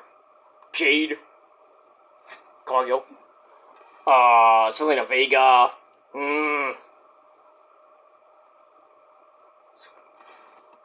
Some of the hotties in that. I mean, there's some nice looking women there, but you know, that's what I would buy. I'd buy a calendar for that. But it is what it is.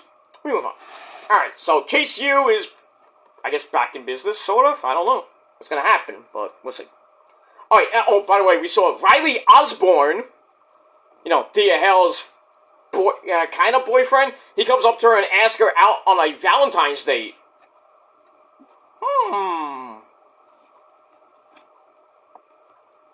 I think somebody's gonna get laid. Probably Riley Osborne. But you know how Dia Hale's like screwing up, like, what's wrong with you? Just say yes! Ray, when somebody tells you if you're God, you say yes! By the way, Ghostbusters 4?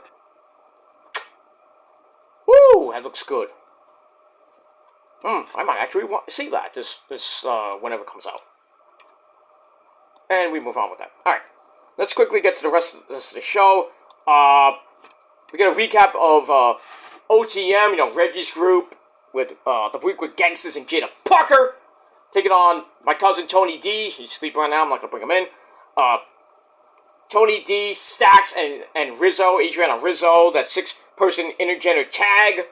So that's match number 3. We get to the match. Wasn't great, Al. Wasn't great. I mean, yeah, Rizzo and Jada Parker did their thing, but it looked really weak. And that's pretty much it. Tony D cuts off scripts from interfering. Then a spine buster hits Lucius Price back on the inside. And then Tony D hits bada bing, bada boom, bada bang. The Fisherman Suplex. 1, 2, 3, La Familia get the win because that's what Italians do. They win. Because we're better than you, and you know it. Alright, so La Familia get the win. 10-minute match. Wasn't great. But still, I gave it a respectable 2.5 out of 5 stars. And that's pretty much it. Let me move on. Alright, then we see Kiana James, another hottie, and Izzy Dame break down possible obstacles on their way to the women's title. First up, the cheerleader, well, not the cheerleader per se, but the gymnast, Kaylani Jordan. I guess because Kaylani kind of ruined the Fatal 4-Way match for Kiana, because she was in the Final 4.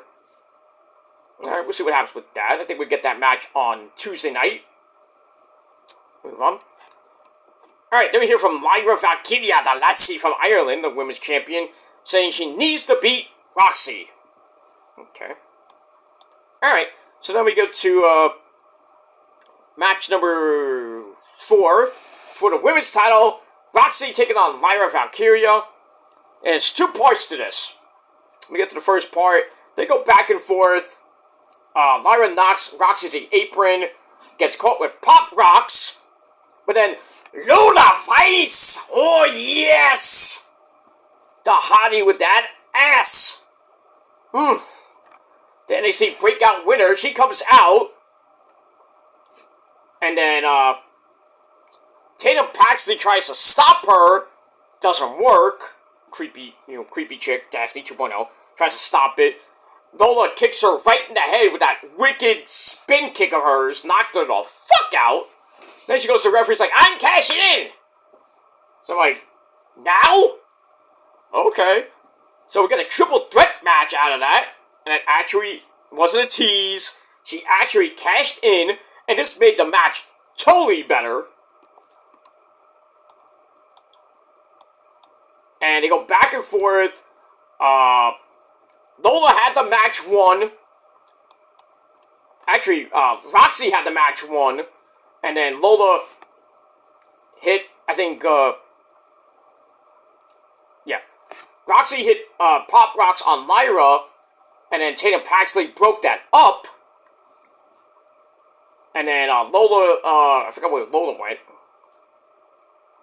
I think Lola got knocked out by Tatum Paxley. But anyway, while that was going on, after Tatum Paxley broke up the pin for Roxy, Lyra gets up, hits Nightwish, which is that like Falcon Arrow almost, or Michinoku Driver on Lola. 1, 2, 3. Fuck. So Lyra gets the win, and Lola Vice shouldn't have cashed in. So I think it looked ridiculous. It's a waste of her winning the thing. So where does Lyra go now? I guess to Tatum Paxley, most likely, at Stunned and Deliver. But then again, we got Roadblock coming up on March the 5th. Then we got Stand and Deliver April the 6th at 11:30 in the morning. And you thought getting up at 5 o'clock on the East Coast to watch freaking Elimination Chamber was something. Anyway, I will be right back.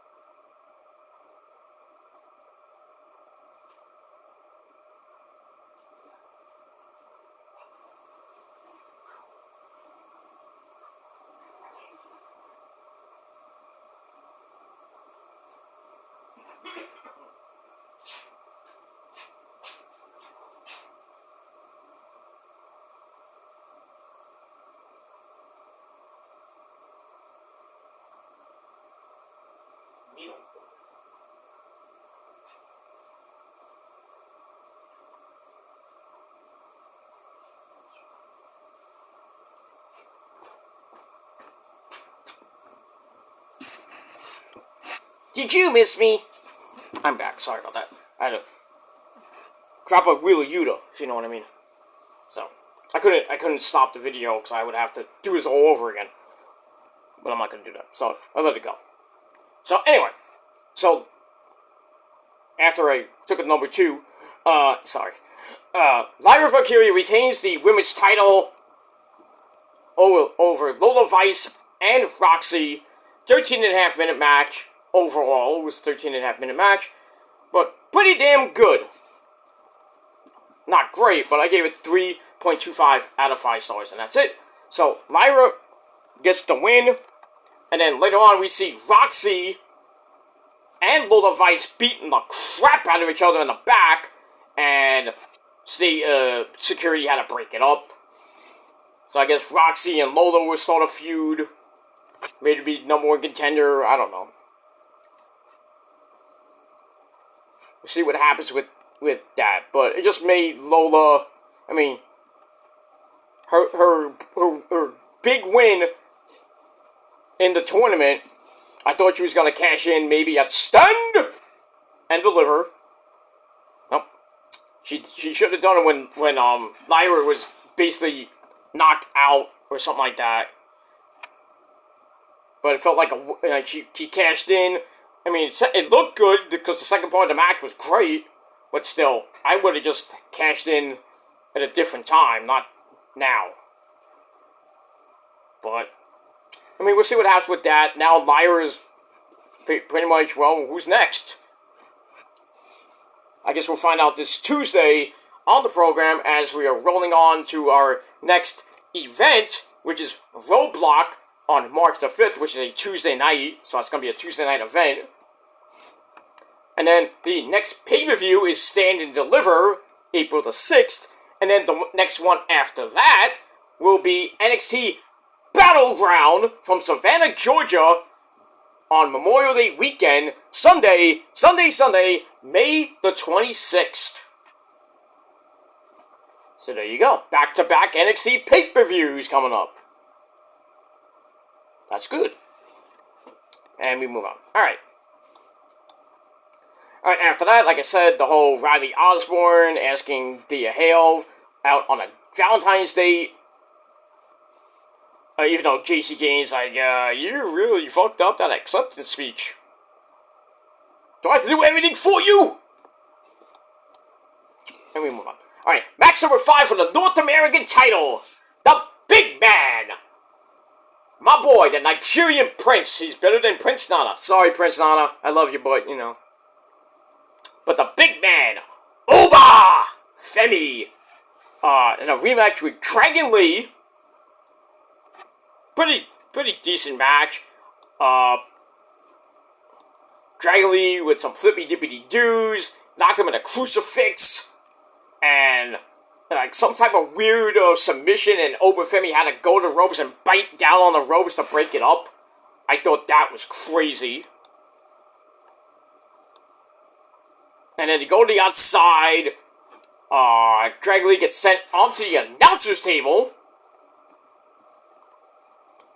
Then they hit Vic Joseph. Then they toss into an open chair.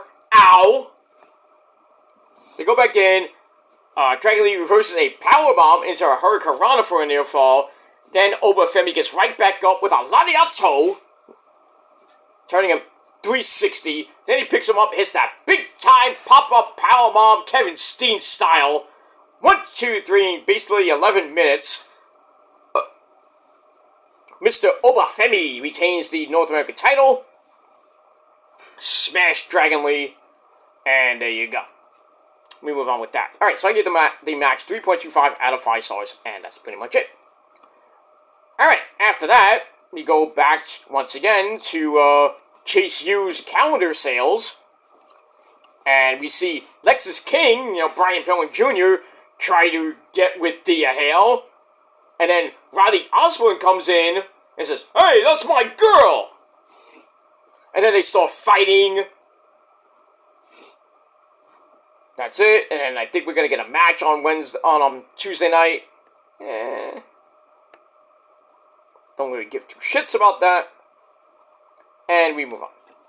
Alright, after that we go to Ava Raine, the NXT General Manager, talking to Kelly Kincaid about NXT's success and promises more big shows coming up and maybe, just maybe, some new stars coming in. I wonder who. Julia? Maybe some other people. Maybe some people coming back.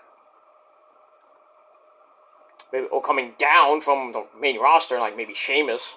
But We got that. That thing in there. I wrote it in my notes. Yes. Okay. All right. After we see Roxy jump low the vice in the back, they fight. That gets broken up. So that. Then we see this weird fucking video. I was like, what is this? A man has 3 faces, and they tell us what this thing is. One has success, or what, I forget what it is. It's a Japanese poem, basically. So I'm like, what is this? Everybody's thinking it's Okada. No, it's not Okada. I'm like, who is this? Is somebody coming back? Somebody coming into the company? Then we're thinking, 3 faces. Is it Mick Foley? Remember 3 faces of Foley? Cactus Jack, Mankind, and Dude Love? People were thinking Mick Foley. Then people on Twitter were thinking Uncle Howdy. I was thinking originally I thought Mick Foley, but I was like thinking, maybe that can't be Mick Foley coming back. Why would he come back to NXT? For what? Then I was like, Uncle Howdy. I'm like, that could be. Could do something with that. Like Bo Dallas coming back to NXT, but under his Uncle Howdy gimmick to kind of resurrect the Bray Wyatt thing, you know. But here's who it is, guys. Tiencha.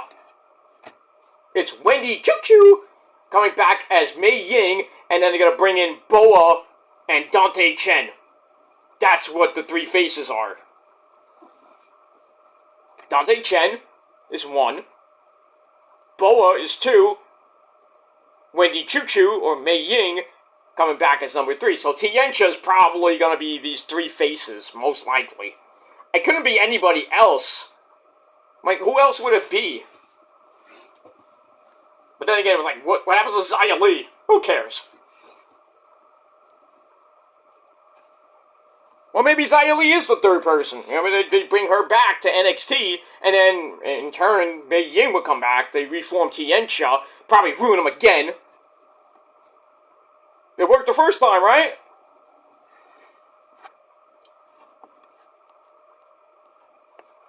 That's how I think it's going to be. It couldn't be anybody else. People will think it's Malachi Black. You never know. It could be. I wouldn't be surprised if it is. Well, it can't be Malachi Black and the House of Black coming back, because Malachi's contract is up pretty soon, I think. I don't know about Buddy Murphy and Brody King. That would be kind of great for NXT to have the House of Black, you know, to be under a new name, obviously. Oh, maybe. I don't know. I don't know if they can call themselves the House of Black, because Malachi returned back to Aleister Black. Brody King, I don't know, probably be under a different name, and Buddy Murphy would be back to his actual Buddy Murphy name, or maybe he'll just use Buddy Matthews. But then, like, well, what do you do with Julia Hart then? So, I don't think they're going to break up. Maybe Malachi just leaves the group, and then, I guess, Julia is the leader of the House of Black. You know, it's not as strong as it would be. But I wouldn't put it past WWE to bring back Aleister Black as these 3 faces. And he's just that whole gimmick. It's the 3 faces from Malachi Black, or something like that, or Aleister Black. I don't know, we'll see. I still think it's Tiencha, but eventually we'll see. Maybe get more vignettes on Tuesday leading up to, maybe, I don't know when this thing's going to be revealed. It might be at Roadblock, it might be at, I think it's going to be at Stand and Deliver, but, oh, sorry, Stand and Deliver. We got that. But we'll see what happens with that. Let me move on. Alright, then we go to your main event of the evening, the big one for the NXT World Title. Ilya Dragunov, the Russian Dragon, taking on Trick Williams. Whoop that trick. We saw them in the trainer's room getting looked at. They're both fine, and Trick wants Melo to be at ringside because he wants to do it for him, and he wants to do it with his boy, Carmelo, at ringside. Bad idea, Trick. But anyway, this match was fabulous, epic, dare I say awesome. He's not coming out. He's not coming out. Hey! Oh no. Mike, it's late. What do you want? You said my name! I know. I'm sorry. It's okay. I didn't want to bother you. I gotta go anyway. Well, did I bother you? No, you didn't bother me. I just heard my name somehow, and somebody echoed it. I heard an echo. I think you're hearing things in your sleep there, Mike. Sure it's not Mae Young snoring? Nah, she doesn't snore that much. Well, thank God for that. You have a date for Valentine's Day, by the way? I don't know, I might just hang out at the bar with Jerome. Oh boy. Is he behaving, by the way? Yeah, I haven't had a fight with him yet. That's good. Just watch him, because, he's crazy when he snorts that coke. You might have to tell God to get that thing away from him, Get that sight away from him, too. Okay? Anyway, you have a good week, Mike, and maybe I'll talk to you sometime later. Alright. You want to say goodbye? Can you say goodbye to the fans at least? They miss you anyway. Hi, fans! Hi! I gotta go. Bye! Okay, go. Good old Mikey boy. Man, he should be in the Hall of Fame. Mike Awesome for the Hall of Fame 2024. Let's make it happen. Put your petitions in now. And I digress. Alright, so Trick Williams and Ilya went to war. Oh, this match was great. Lots of near falls. Carmelo got involved. The referee got knocked out, so good old ref bump after Trick hit the Trick knee. Referee was knocked out. We're gonna like for 10 seconds he had Ilya pinned. He had a title won. Another referee comes in, and Ilya kicked out at 2. And then Ilya hits an H-bomb, knocking Trick silly. Goes for a top rope torpedo Moscow. And that hits Ray's knees. Trick takes the air and takes Ilya out. Then both of them go in the corner. They stare each other down. They're like, ah! Freaking Ilya takes out like a sword, kind of imitates taking out a sword. Trick's ready to go, knock him out. We're gonna get a big collision. But we do get a collision, but freaking Ilya, who had a broken nose in that match because he was gushing blood. Blood, motherfuckers! So, Trick goes to the Trick knee, but Ilya was like a split second better than Trick. Hits Torpedo Moscow, knocking Trick out, and Dragunov basically slumps over, covers Trick. 1, 2, 3. Still your NXT World Heavyweight Champion in basically 18 minutes. Ilya Dragunov, and that's pretty much it. So where does Ilya go from here? Don't know. We'll see what happens with that. But this match was epic. NXT Match of the Year right now. Great stuff. I know we got a long way to go, but this will be number 1 in your NXT Match of the Year candidacy. Great match. 4.5 out of 5 stars. That's pretty much it. And then after the match, Carmelo comes in and consoles his boy Trick, saying, "You did a good job. You're still my boy." And then we have the little graphic, the signature at the end, where we thought we were going to fade to black. We know better. I think we should all know better not to trust the graphic at the end, the little picture at the end. Don't trust it, because we might get something after that. So you wait until we actually fade to black. Remember, the whole thing at Survivor Series with Punk showing up. I thought there'd be something at Royal Rumble, where we didn't get that.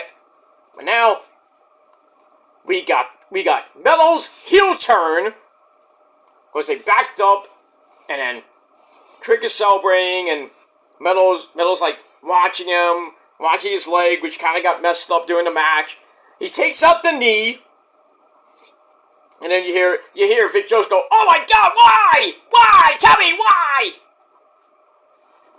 By God, somebody tell me why!" Okay, JR, calm down. Anyway, so Melo grabs a chair and just beats the living hell out of Trick. Oh, his leg was like mush after the chair was like gone. Then he starts posing, and then he grabs the chair again, starts banging on the knee again. The fans are like, "Fuck you, Melo!" I'm like, damn.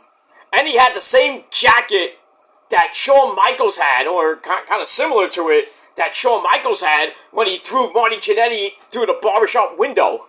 So it felt like the Rockers breaking up back in the the early 90s. All we needed was Bobby Heenan and Gorilla Monsoon. Oh man, that would be great. It just felt like it, and we needed a barbershop window. Did you see that, Monsoon? Jannetty tried to jump out the window to escape. Are you blind? That's all we needed, was that epic commentary right there.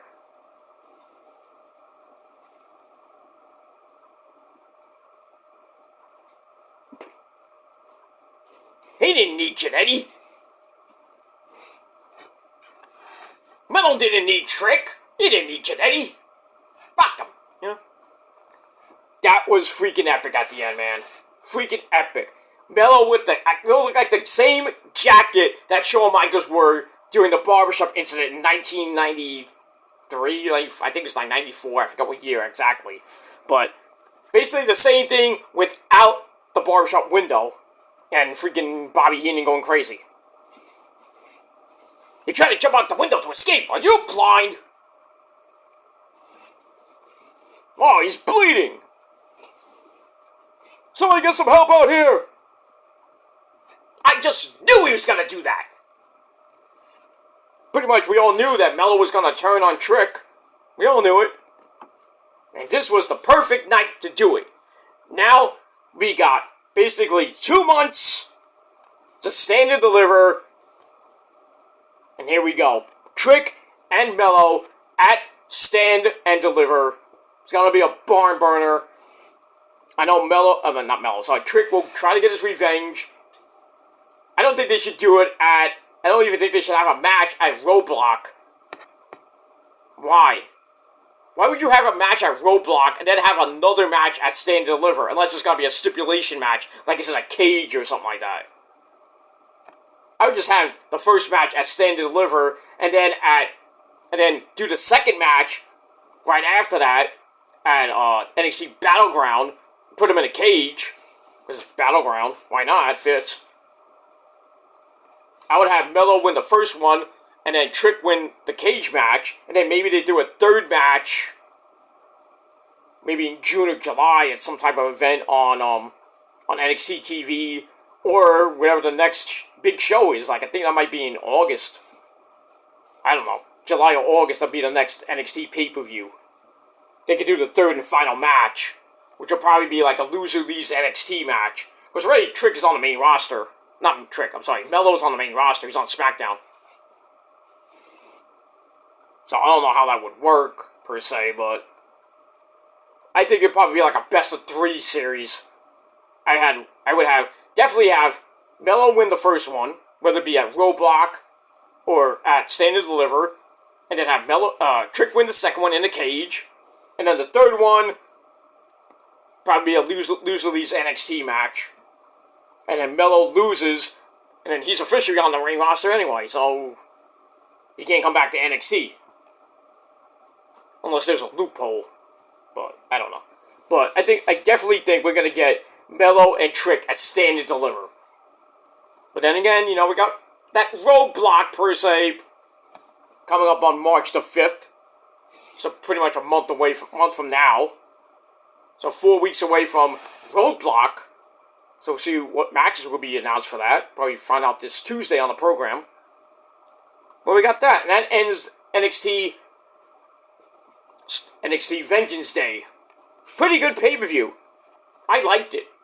It was like me, that six-person tag match with La Familia and the OTM. I thought it sucked. It wasn't really that good. It should have just put on NXT TV. We had that. Women's title match started off really slow, but then I think they added, instead of having Lola Vice cash in, made the second half of the match pretty damn good. The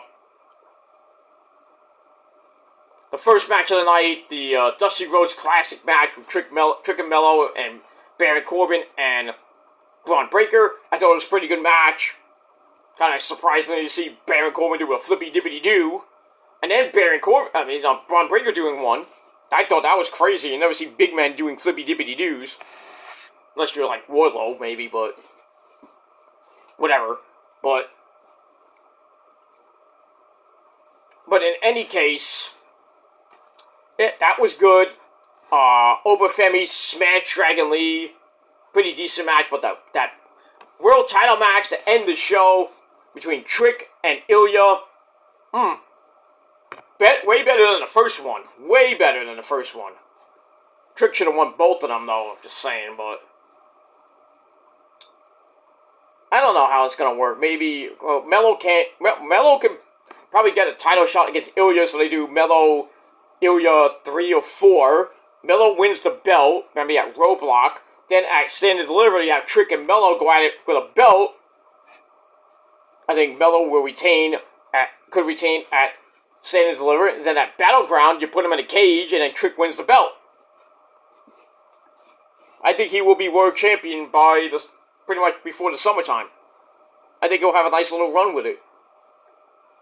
But, I mean, we'll see what happens between now and Stand and Deliver. We're not even going to talk about Battleground yet. But all in all, a pretty damn good pay-per-view, and I gave it 7.5 out of 10 stars. Let me know what you guys thought of the show in a comment down below in the comment section. Don't forget to hit that like button, smash that subscribe button to death on this channel and my other channels down below. Let's try to get over 500 subs by maybe the end of the month or hopefully by WrestleMania. But we'll see what happens with that. And share the video all over the internet. Hit that bell and turn on all notifications so you don't miss the next one. Because if you don't, well, you'll miss the next one. And that's pretty much it. But I will be back tomorrow with your Monday Night Raw review over on my main channel, KillerDemon669. And if anything else comes your way tomorrow, I will hopefully be around to give you the news, if you will. Baby. And that's it. Alright, I'm out of here, guys. I gotta go to bed because I got work tomorrow. And I got other things to do tomorrow. Got doctor's appointments tomorrow. Usually on Mondays, I got doctor's appointments. I gotta get through that. Pretty short week of work. I only got Monday. I got Tuesday. And then, I'm off Wednesday and Thursday because I got to take the wrestling cats to the vet. I gotta go for a back MRI on Thursday morning, which is not fun. I don't know how they do a back MRI. I don't know if they put you, when you go for a regular MRI, you're up, and they put that thing on you. They put like Indian music in your ear. I would love for them to put like In This Moment or maybe New Year's Day and like rock it out. Yeah. I'm like closing my eyes and I got freaking like Maria Brink screaming in my ear. Ah! It's great. Then I'm pretty much done in about 20-25 minutes after coming out of that stupid tube. But I don't know how a back MRI goes. I don't know if you're on your face, you're like laying down on your stomach and you're like this. I don't know how that works. If anybody got a back MRI, let me know. Or maybe I'll look it up before I go to bed. How it goes. Maybe I'll watch a video of how a back MRI goes. But in any case, or maybe you just stand up, and I think they have ones that go around you. I don't know how it goes. We'll see. I'll find out Thursday. But in any case, I'm off Wednesday and Thursday. I have to go in Friday and Saturday, which sucks because I went in yesterday, so it sucks. So I gotta make up for due time. And then we got the Super Bowl next Sunday. Oh yes, I can't wait for that. So episode number 22 of The Shadows Lair will be Sunday early afternoon before the Super Bowl even goes on the air, because the Super Bowl is at 6:30. So probably about 1-2 o'clock, I'm going to do my Super Bowl predictions for the big game between the Kansas City Chiefs and the 49ers. It's media week this week. The big game on Sunday. I can't wait. Revenge! We're going to get revenge. The Niners are going to get revenge and win the Super Bowl, my friends. So there's your early spoiler for my predictions video. So we got that. Maybe I might do a video after the when I get home from my Super Bowl party. Might do a game either celebrating the Niners' big Super Bowl win, ring number 6, or I'll come in and just talk a little bit about the game. Give props to the fucking Taylor Swift Chiefs. I hope not, man. I really want the referees not to fuck us over again like they did 4 years ago. Come on, refs. Don't fuck this up. And I think the Niners have to come out on all cylinders. McCaffrey has to have a big, legendary legacy game. 4 touchdowns. Debo, 2 touchdowns. Kittle, a touchdown. Maybe Ayuk, a touchdown. Brock throws for 6 touchdowns. Mahomes gets put in the turf. Kelsey doesn't do shit. Pacheco barely does anything. Maybe a touchdown or 2. I think the 49ers defense will really bury Mahomes and that crappy offensive line in the turf. And their defense, I think they're great, but they're not. I think the Niners have so many weapons, it's insane. I think the Niners will win by, I'd say the Niners will win by about between 7 points to 14 points. It's not going to be a blowout, but I think the Niners will win pretty handily. It could be a close game. I wouldn't be surprised if it comes down to a fucking Jake Moody field goal, and he better hit it. Unless it's like from 60 yards, I'm like, give the Chiefs the win there. Unless he has like, he takes some steroids before the kick, and he has like a bionic leg, and he kicks a 62-yard field goal to win the game in the Super Bowl. Not just hypothetically saying that, but I would hate for it to come down to a field goal for Jake Moody, unless it's a gimme field goal, and like. But then again, you could miss that. He has before. But I don't think it's going to be a close game. I think it's going to be a high-scoring, not a high-scoring game per se. I think the Niners are going to win 34-27. But we'll see. I could change my prediction by Sunday, but I'm pretty much going to go with that. But I'll talk more about the game on Sunday, and that's pretty much it. And then we'll go to episode 23, will be my Elimination Chamber predictions, and I don't know if I'm going to watch the Chamber match, the Chamber pay-per-view live, because it's 5 a.m. in the morning, and I got to watch SmackDown and Rampage, and then I got to really get the review up at least by 1 o'clock. Got to take a power nap to about a quarter to 5 in the morning, and then I may get up at 4:45 in the morning and put on the stream, watch a little bit of the pay-per-view. It's probably going to end about 8 o'clock in the morning. Then I'm going to go right back to bed and not get up until the afternoon, because I got nothing to do on that Saturday anyway. I'll just like go to sleep, like after the pay-per-view, I'll go to sleep, go back to sleep, get up about maybe 12, maybe 1, 2 o'clock in the afternoon. Pretty much have lunch, because I probably won't have breakfast unless I might have, I don't know. I might have some orange juice, I might make some, might have some cereal, might have some waffles or whatever, eggs, whatever. And watch the pay-per-view. I'm not going to drink coffee. People will be drinking coffee on the East Coast. Like, East will probably have like 6 cups of coffee. She'll probably have a fresh pot of coffee. Or maybe get some Starbucks, I don't know. But, yeah, we may all watch the pay-per-view together at 5 o'clock in the morning, 6 o'clock her time, but that's 2 o'clock West Coast time. Crazy.